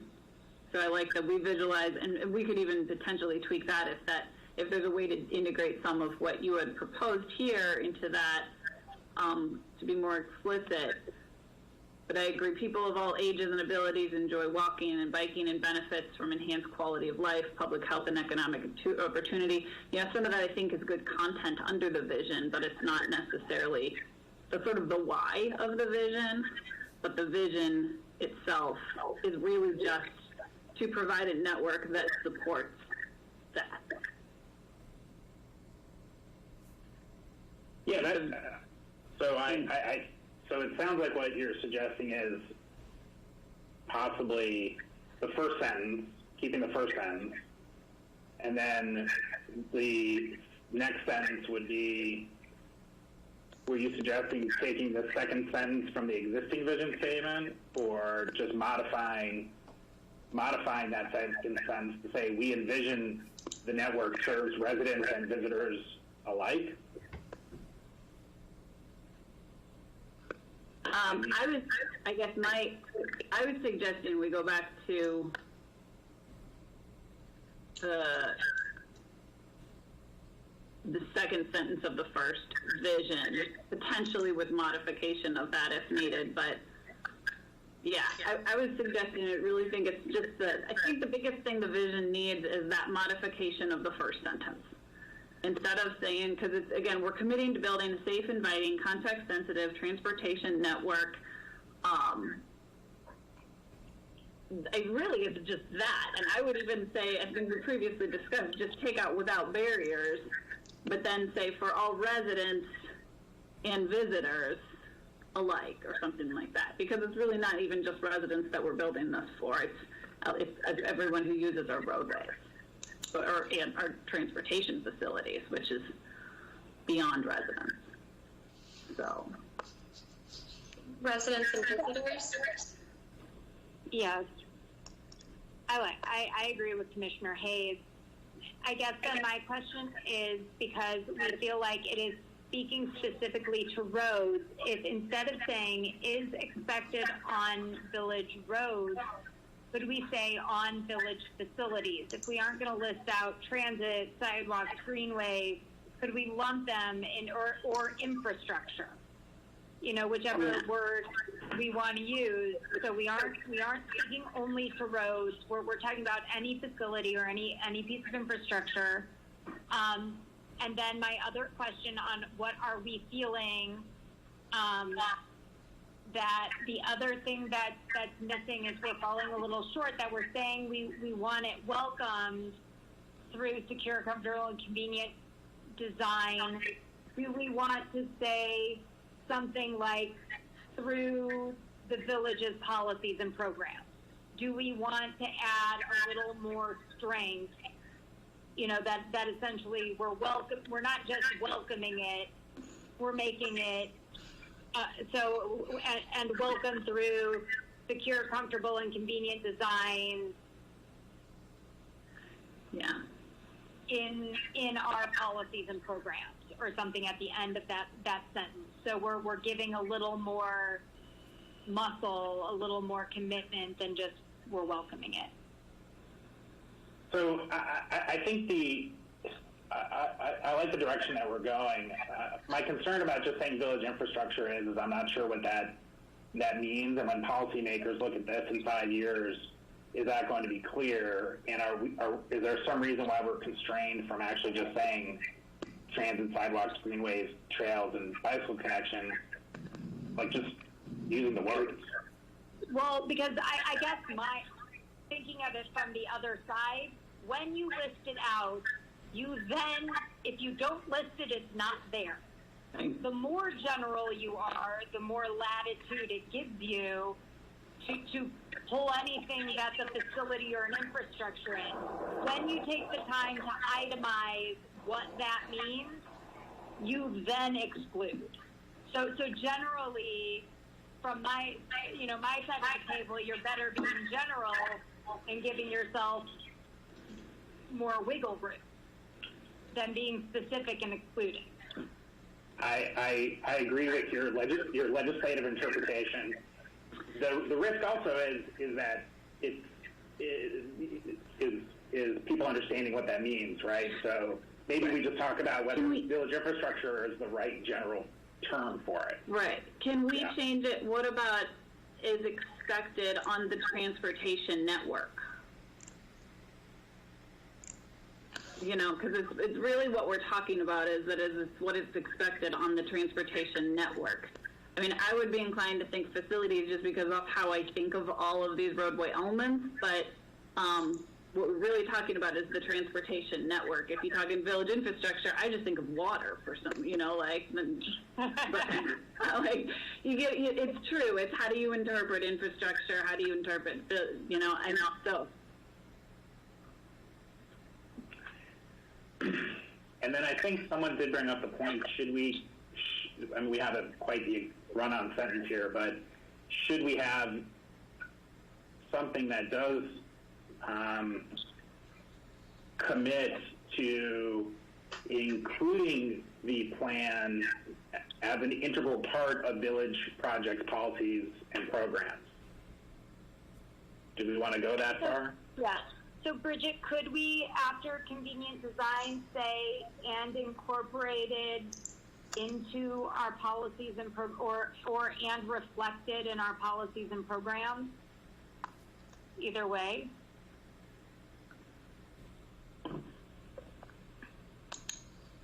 Sure. So you know, this you know, keeps it somewhat shorter, but we've taken it away from being only roads. We've given it a little more muscle, and we've reflected that we don't. We're not only resident focused. It's for both residents and visitors. I guess to me, the one other thing that was mentioned is the one other, I guess, hot topic that was mentioned in there was this adjacent communities, make it more regional, you know, regional planning focus. That's, I think, the one component that we haven't addressed.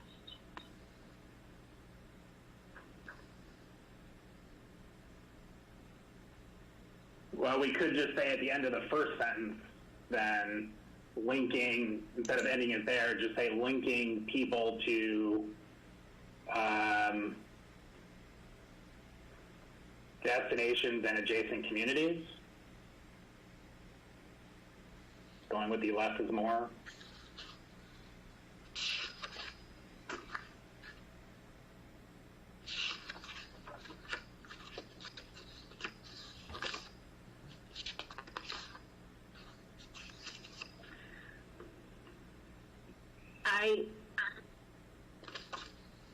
I wonder, I just question if can that be drawn out more as a goal, the linkage to adjacent communities, is that the vision, or is that really just part of the development and where you put things? It's a matter of when you're, you know, when you're actually putting out the plan, you have to think about how you're connecting to the communities. I agree, Jill. I think it's really a goal and objective more than it is a vision to me. I'm yeah. When you say that, I'm definitely in agreement with that line of thinking. Okay. Yeah, would you be good with that? I have a couple grammatical things that I would prefer from what I'm seeing here, but just after, let's see, after transfer, I think it gets long saying and welcomed through that and incorporated in that. So if we could just do, if you do expected on the transportation network, comma, welcomed through secure, comfortable, and convenient design. And I liked reflected in our policies and programs instead of incorporated, but I'm not tied to either of those if someone else likes one of them, the other better. I think reflected is much more easily attainable than incorporated. Yeah. And then should we incorporated say sounds like you're going to go back and change things. Yeah. And it just doesn't sound as visionary. Reflected sounds more visionary to me. Instead of our policies, should we say the it's reflected in village. villages. Yeah. In village policies. In village policies.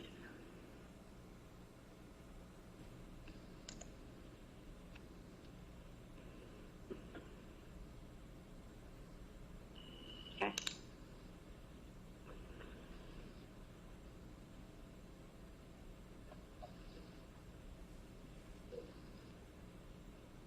So what's the next step? Do we need to make a motion to approve that then, or?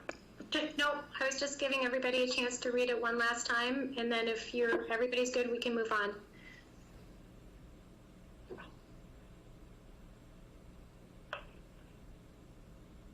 Good. Have we had visitors in the prior versions of the vision statement? Can you repeat that? Yeah, have we had the word visitors in prior versions of the vision statement? My concern on the program in general has always been, prioritizing someone in, Glencoe biking through Wilmette and advocating for change to our, sidewalks or streets to accommodate for them, biking through, our village, which is fine. But, I would certainly, as a, resident and board member, prioritize a resident who might be impacted on a daily basis, whether it be their property or what have you, versus, a visitor utilizing the sidewalk to pass through, right? So, and I think we picked up on some of that in the comments that we received earlier today.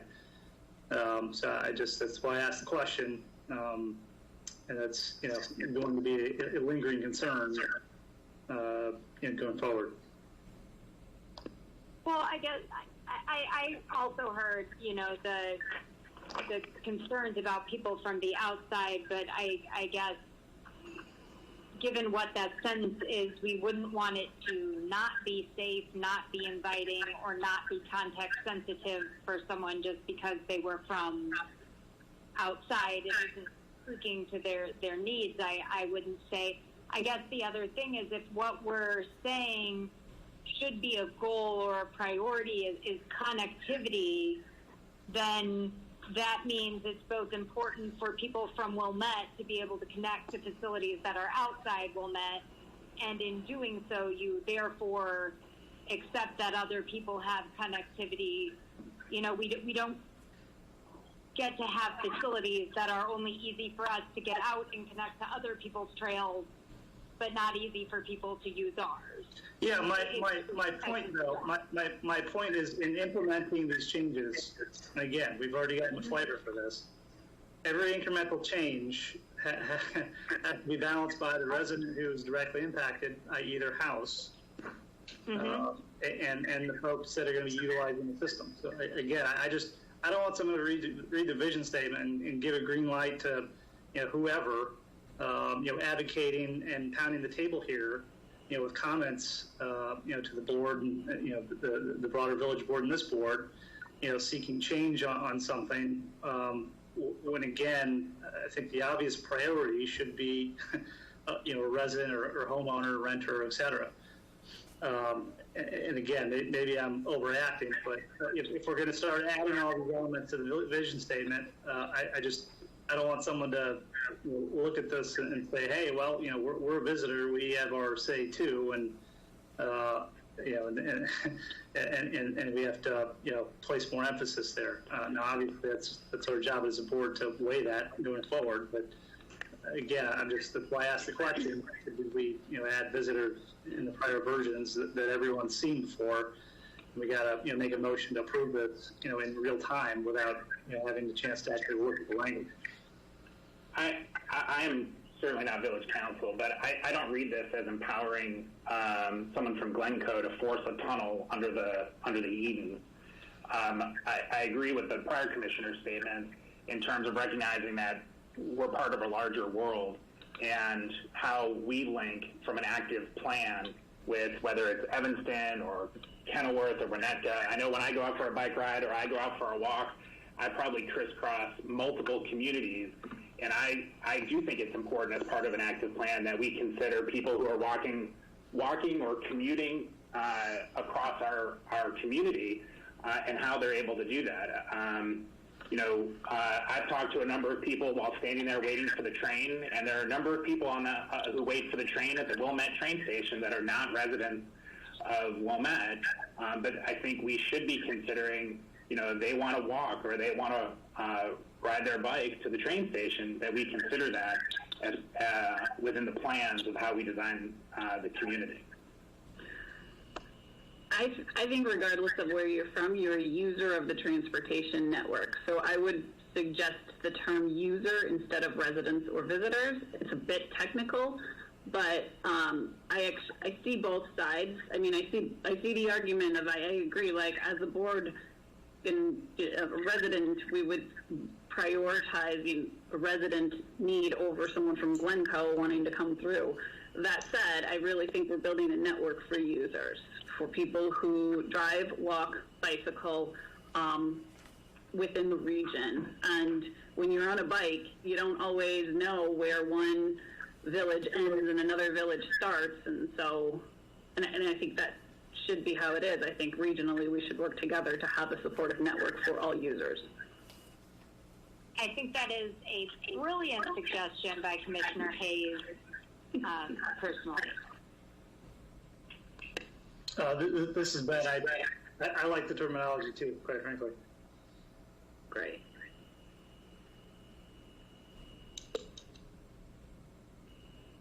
Are we ready to move on? Yeah.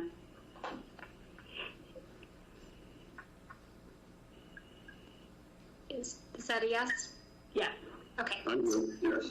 I say yes. I like it. Okay, excellent. The second commission comment related to bike share, and Civil Tech added on pages 107 to 110, they added a whole section on bike share, recognizing that it wasn't feasible for the village at the time we looked at it, but it's something to consider for future implementation.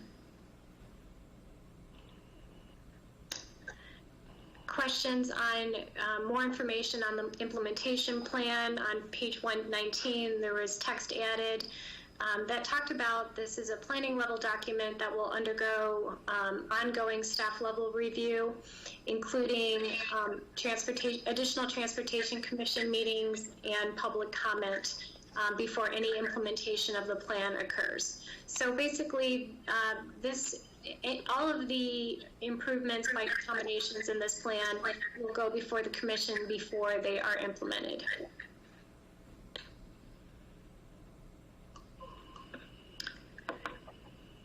The fourth is add a statement that clarifies how frequently the plan is revisited, and page 7 includes that there will be at least an annual review by the Transportation Commission, but that obviously could be more frequent as we implement certain elements. If I could just add, I do think that those two changes are important and reflective in response to, in advance, a number of the additional comments we received for tonight's meeting. The approval of this plan does not mean we're going to start digging a tunnel under the east. It means that it's something to consider. It's something that it will be subject to significant additional review and public comment before something like that happens. So I think these are good, positive changes to make. Absolutely. Number 5 is adding reference to other planning documents that the village has adopted, specifically the comprehensive plan and the village center master plan. There's also reference to the downtown streetscape and Central Avenue Phase 1 plan.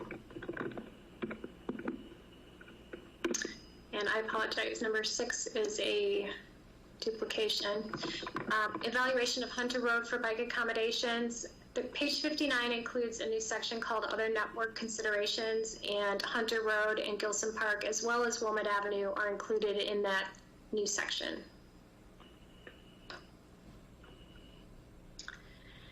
Number 8 is more development of the education section of the plan.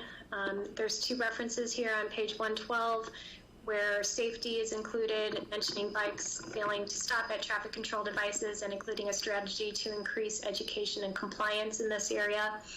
And in number 2, the education and encouragement, adding in text, adding 4 additional strategies that could be considered to increase education and encouragement.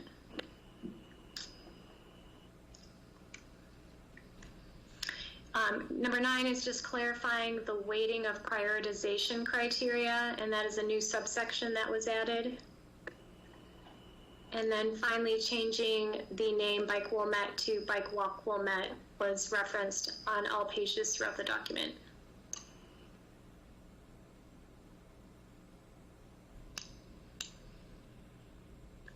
So that's a summary of the changes that came out of the February 18th meeting. Chair Braband, I guess I would turn it back to you for additional discussion or public comment on this.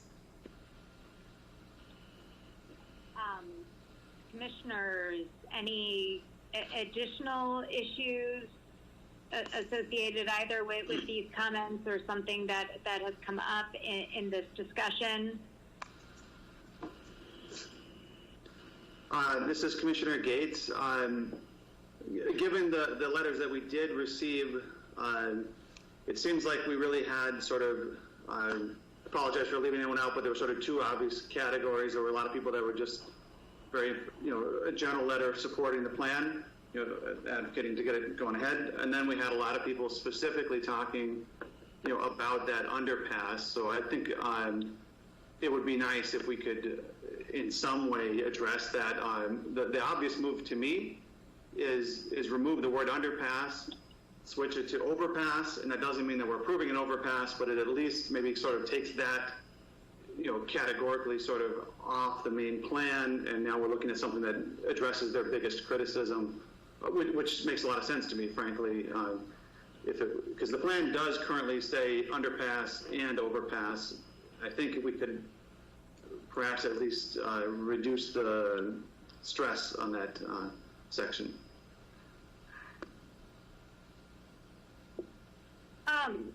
Well, I guess, Bridget, I'm curious because, removing completely the underpass from the plan and kind of at this stage taking it off as an option, a lot of the concerns are, are there drainage issues? Would all come out in an engineering study. And, the feasibility of it, the concerns with how wide it would have to be to feel open, all of those are next level decisions. Does it go exactly, does it go at Laramie? Does the alignment shift one way or the other? Is it an underpass? Is it an overpass? Those are all the things you look at with your preliminary engineering and make those decisions. So at the planning level, to completely remove something feels premature. So I'd be curious what Bridget feels about, what seems like a simple, just take it out. This doesn't feel like the time to be making that decision. Yeah, I absolutely agree. Chair Braband, I think leaving the flexibility for the future, I think, is only to our advantage. And, I think it would be just a little bit reactive to take it out at this point, certainly being respectful and understanding the residents' concerns. But there's a lot more work that would be done before we even get to the point of approving something like this.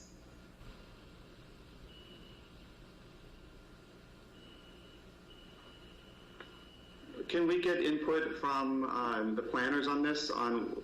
Did they previously have any input from residents before they proposed putting this pass in that area? Yeah, hi, this is Jackie Hendrickson with Civil Tech Engineering. So we did show these recommendations to the public in an open house about a little over a year ago. And we did receive some good feedback on the tunnel or having an overpass here. We didn't receive a big opposition to it at that point. Were the people who were giving input, you understood them to be local to that area? Yes. Okay. Yes, it was at the open house. So here, my concern is that maybe I misstated what I was trying to get at, was that the plan currently says, it references both underpass and overpass, but in my opinion, it seems to be sort of biased toward underpass. There's several spots where it only says underpass. So I understand why, because I noticed in all the letters that they're all, fixated on underpass. And so I think that we could, draw back some of that simply by either leading with the word overpass or making sure that in every instance we say both terms, which would also kind of reinforce the idea that this is a planning level decision versus it's obviously being interpreted, whether we plan it or whether we intended that way or not. People looking at this plan are interpreting it as, oh my gosh, they're going to build this thing, outside my door.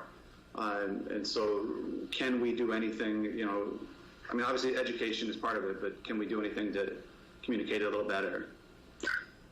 So Jackie, this is the area we're talking about for the pedestrian tunnel, just in this location? That's correct. Right, so there we can see it. It says pedestrian tunnel. It doesn't say pedestrian, it doesn't mention overpass. Yeah, that's something we could easily change just in the legend. We could have it say pedestrian overpass or underpass. And we could also add, I'm sorry. Pedestrian crossing? Crossing might be good.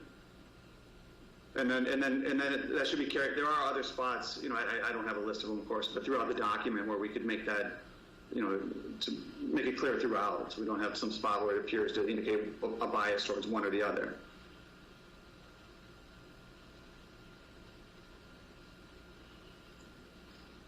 I agree with that, because I think the engineering level evaluation of that would likely consider all options.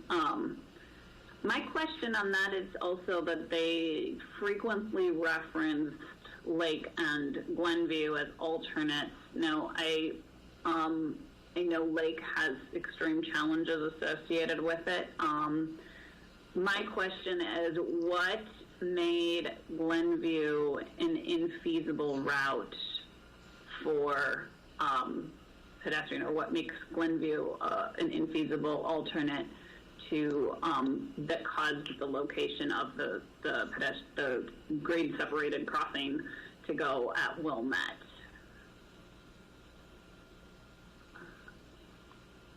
And Jackie, I'm assuming that's a question for you. I guess I just don't know. Just because it was frequently mentioned, the Glenview, and it is a wider road. I believe there were just sidewalks put on.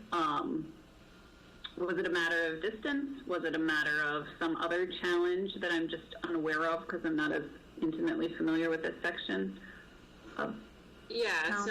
So I believe it was a matter of distance and also proximity to the school, to Avoca, and also just providing a separated, dedicated facility for pedestrians and bicyclists and connecting to connecting to the planned bike route network. And also it would provide a connection to the planned trail over the Skokie Valley Trail over to the west. And that doesn't happen at Glenview Road? Well, the connection would be outside of Wilmette. Yeah. So it'd be a Wilmette connection to the trail, the planned trail. Mm-hmm. Okay. The one other thing, it's again taking Bridget's point of not being overly reactive, but can I ask what if anything, what directed choosing Lawler versus one of the adjacent streets as the north-south connection there? Because the residents appear to be indicating that it's a very unusually narrow road or something that is a major concern. Do you have any thoughts on that, Jackie?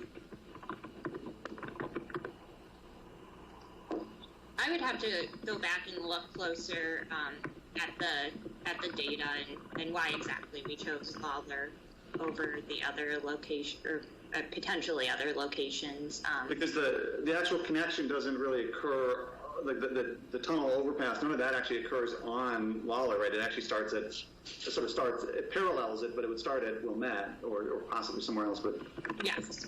that's the general location. I think this is a perfect case where when we get to implementation of this, we would have a transportation commission meeting and invite the entire neighborhood and, kind of go back to square one and discuss the merits of Lawler or Laverne and make a decision from there. Okay.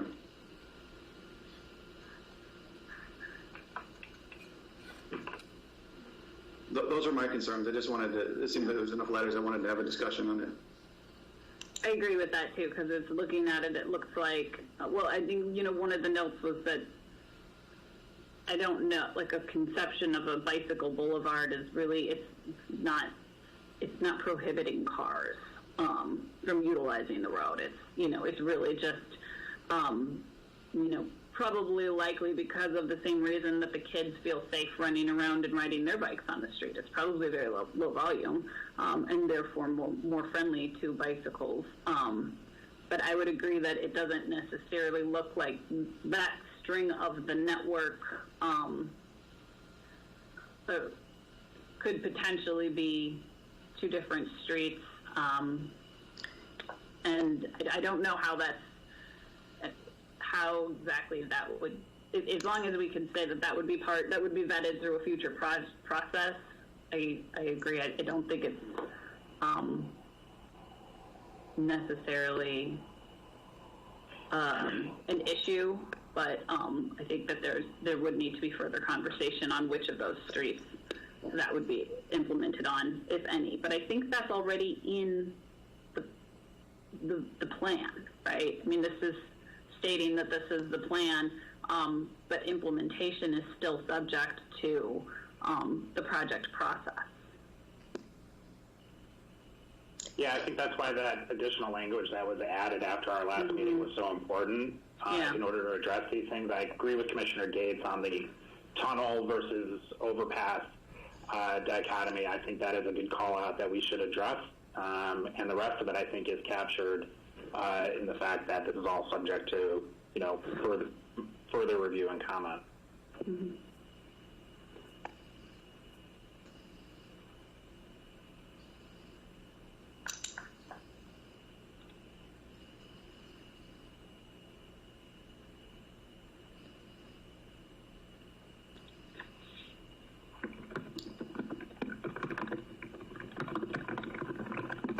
Anything else from the commissioners? Bridget, for clarification, are we doing additional public comment before the approval? It's a really good question because I have it after, don't I? You do. I think it would be appropriate to ask for additional comment at this point.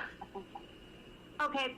So making another minor deviation from the aforementioned schedule or agenda, we are going to move item 4 on the agenda, public comment, up prior to taking any formal action on the active transportation plan.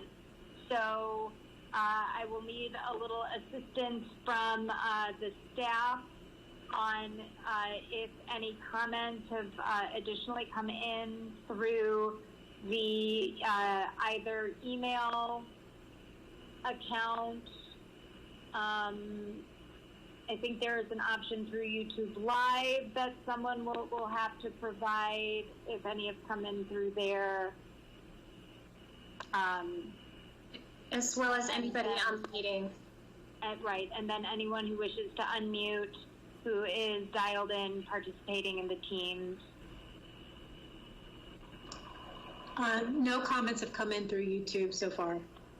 Okay, and no additional emails have been received at the public comment at Wilmette? I haven't received any. Okay. There are some hands being raised. Mary Jean, it appears, would like to make a comment. Hi, Mary Jean Mendezabal. I'm sitting here with my husband, Robert Schulp. We're 7-year Wilmette residents. We live on West Wilmette near the corner of Leamington and Wilmette Avenue, and our kids do attend Avoca West. And we have lots of friends on the other side of the Edens, and we're getting to that age where we have kids, and they very much want to go over there and visit friends. And we really, really are looking forward to the proposed plan, and we're in support of it, whether it's a bridge or a tunnel. It would be really wonderful for them to be able to cross the Edens safely and be able to safely meet up with friends. I think that that's part of why Wilmette's so wonderful, but currently, because of where we live, it is extremely dangerous to allow the kids to cross over off Glenview Road because those cars are coming extremely fast, and it is not safe for them to be on. That's not a bike-only area, and so we're really excited about the proposed plan. Thank you. Thank you so much for your comment. That hand raise is really handy. Thank you. Any other public members who wish to comment? Hi, I'm Jeremy. Can you hear me? Yep. Hi, I live on the corner of Birchwood and 20th Street, and I just wanted to make a short comment. Really glad that Wilmette is, thinking about improving the facilities for bicyclists. I really want to encourage the commission to try to figure out ways to prioritize bikes over parking. Like when I saw the plan for Ridge Road and Wilmette between Ridge and Green Bay, I was really disappointed to see that we're not putting in protected infrastructure for bikes, and in a lot of cases we're not even doing painted lanes, which I consider the bare minimum, and we're recommending shared lanes or sharrows, and still keeping in parking. I just really think we need to decide. I understand that there are some business concerns and residents in the area want to keep their parking, but the parking it's part of the street, and the street should be owned by the residents of Wilmette, and a lot of residents are using those streets besides just the residents that live right on that street. So I really encourage the commission to rethink any kind of shared lanes, and really even think about any of these painted lanes. They're not safe. A lot of people around the country have been dying because on these painted bike lanes that seem safer, but cars are there's nothing really stopping a car from driving into those lanes. So I really think we should think more about where we can put in protected bike lanes. So whether that's with bollards or curbs, or even moving the parking to the side so that the bikes can be on the curb side. I just really think we have an opportunity here to have a great bike network in the city. We're bordered by, we have the Green Bay Trail and the North Branch Trail, these great trails kind of going on either side of Wilmette, and having connections between those, between the schools, I think is really important. So thank you for all the work that you've done to move the ball forward on better bike infrastructure, but I think there's a lot of room for improvement, and I hope those things can be considered. So thank you. Thank you. Additional residents who would like to make comments? Hi, this is Cynthia Doucette. Am I on, or I don't know if I'm on mute? Nope, we hear you. Okay, thank you. Again, thanks so much. I really agree with all the goals of this and really appreciate your communication. Just a few comments. I was one of the residents near the Edens that we sent over 80 or so flyers to communicate to people. and got on Nextdoor. Within one day, we got 66 comments, and many of them were helpful. Just a couple of trends that I noticed. The first is communication. Not one of the over 100 people that we talked to had heard of this at all. Just from last Friday, we did all this since last Friday. I know that you do post things for public comment, and you do the statutory notice, which is great. And I'm certainly going to start living on all these sites from now on. But just so you know, that maybe we could, and I appreciated what I heard about maybe a neighborhood meeting for the people that could be affected. So that's really what they're asking for. It would be really helpful for us. So that's the first. Thank you. And then as you get farther on the bridge or underpass, what we'd like to request, if possible, is to be able to see the estimate, the cost estimates, the written estimates for the work, the safety and liability plan, like if you're going to be maybe doing 24-hour monitoring, the lighting and the drainage and the security. I've learned all sorts of things in the last 3 days. For instance, you might have emergency buttons every 10 feet in the tunnel, if it's a tunnel, so that, and they're alternated so that you're never more than 5 feet away. So I'm just interested in people are wanting, they'll get some peace of mind if those things are communicated to us. And the rest I think you've already addressed. So thank you so much for your consideration. Really appreciate it. Okay. Hello? Yes. Yes, may I speak?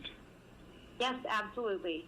Okay, I wrote in earlier, but to whom it may concern, board members, how would you like this underpass right next to your house? The plan and all its aspects was never adequately communicated to us.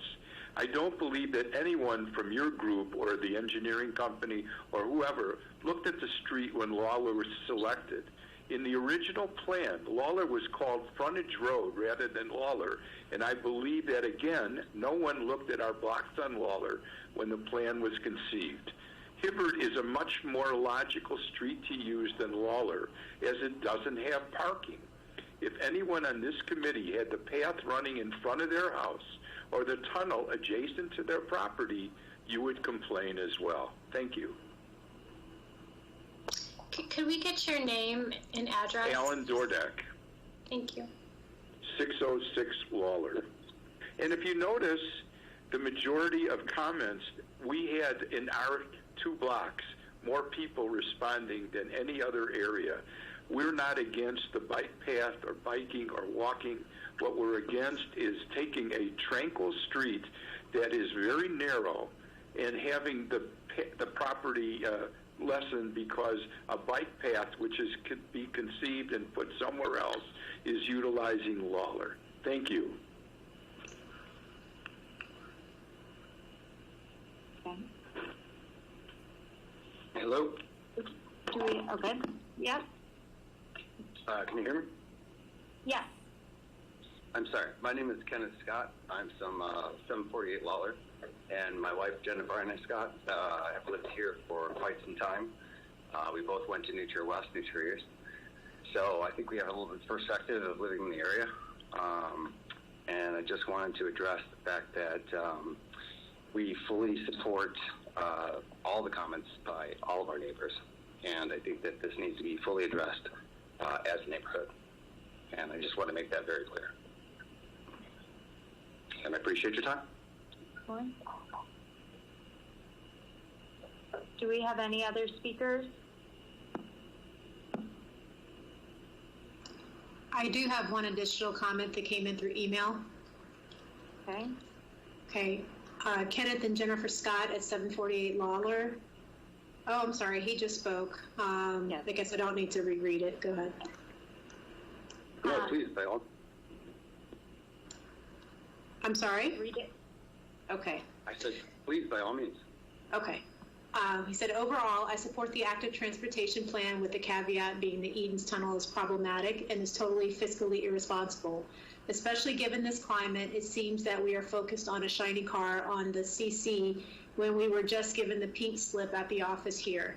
I fully support Cynthia Doucette's points made, as well as her and all our neighbors' stance on the tunnel aspect, and believe we should have an opportunity to address the tunnel issue at the Edens far more fully, and urge the Commission not to allow it or allow for a more thorough vetting of this particular option.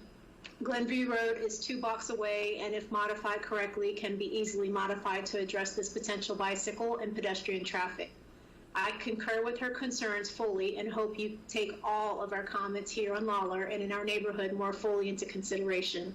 I've spoken to other neighbors who had no idea this was happening and had obligations to attend, so are not here to address.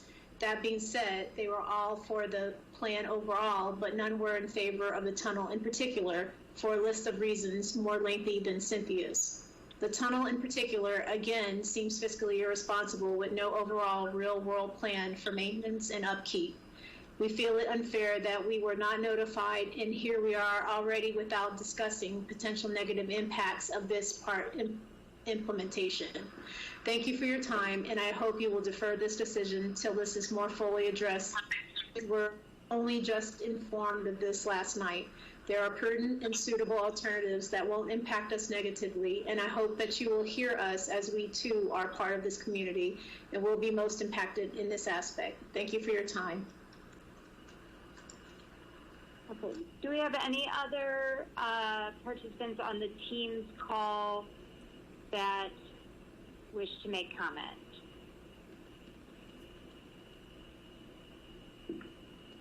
Okay, hearing none, Cynthia, Jeremy, Mary Jean, Ellen, Kenneth, thank you very much for sticking around for 2 hours to make your comments. It's been a big time investment, so we do appreciate that.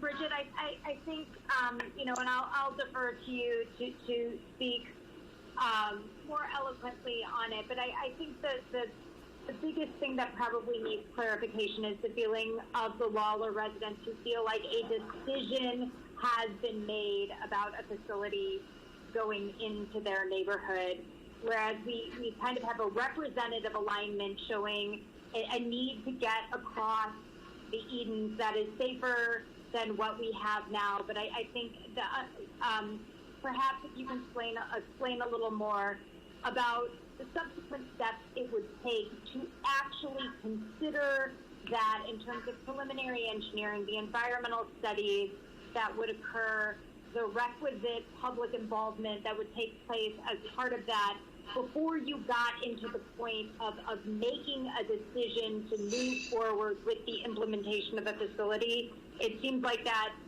may provide some comfort that no one's late to the party with something being done and kind of what would be happening, down the road looking at that.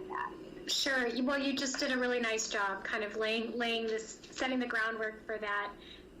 And I think even taking a step back further, this is a really aggressive plan that has a lot of components, and there's only so much money in our own village budget, and there's only so much grant money available. So to anybody who's concerned about the tunnel, this is a long-range plan, and we could be talking, 5 or 10 years down the road before we would talk about implementation of this particular component of the plan.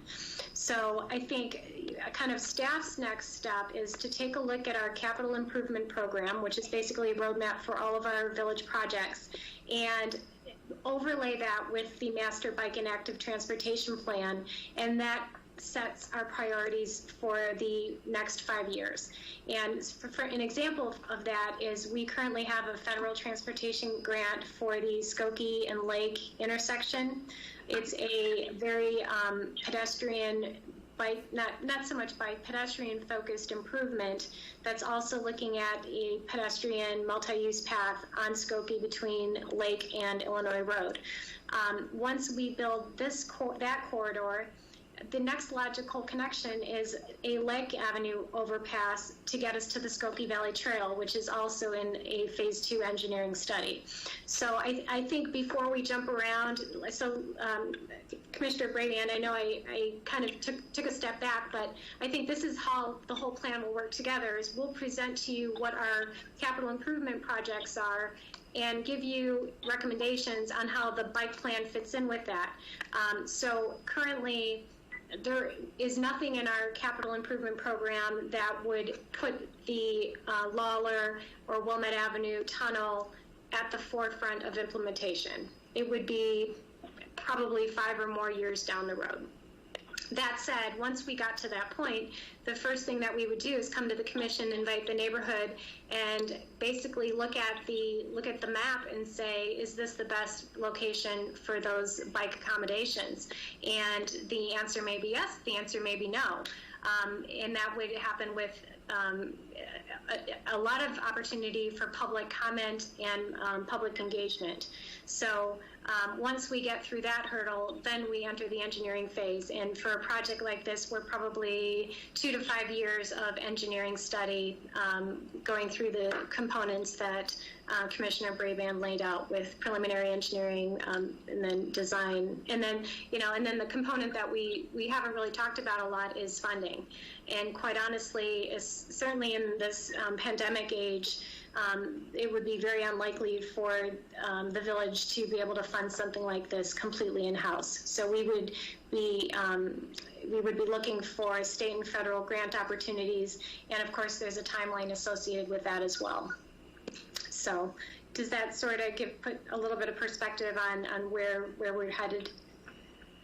And I think I just hope that the residents on Lawler, I just hope you come away understanding is that there is going to be ample opportunity for comment and to participate in the process to help determine what really the solution ultimately is to this need to be able to get more safely from one side of the Eden to the other.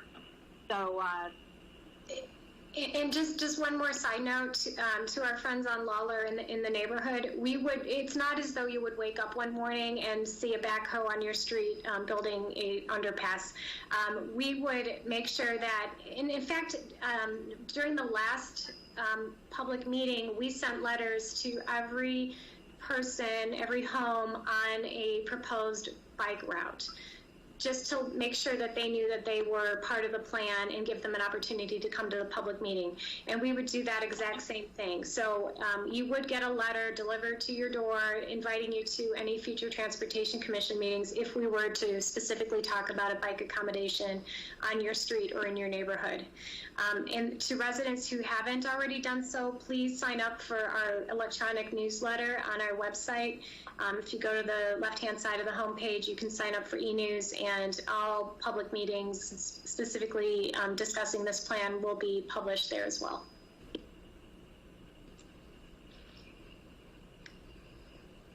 Okay. With that, I think it is time for us to go back to item 3 on the agenda to address the approval of the Master Bike and Active Transportation Plan. Do I have a commissioner that will make a motion for the approval of the plan with the changes that we have discussed this evening? So moved. Commissioner Levy. Commissioner Levy, thank you. Do I have a second? I'll second. Commissioner Tyner. Thank you. Commissioner Tyner. All in favor of approving the Master Bike and Active Transportation Plan, say aye. Aye. Aye. Aye. Any opposed? With that, we have approved the Master Bike and Active Transportation Plan. Thank you to the consultants who did the hard work and the preparation, and thank you to the staff for helping see this through. With that, we move up now to old business. Do we have any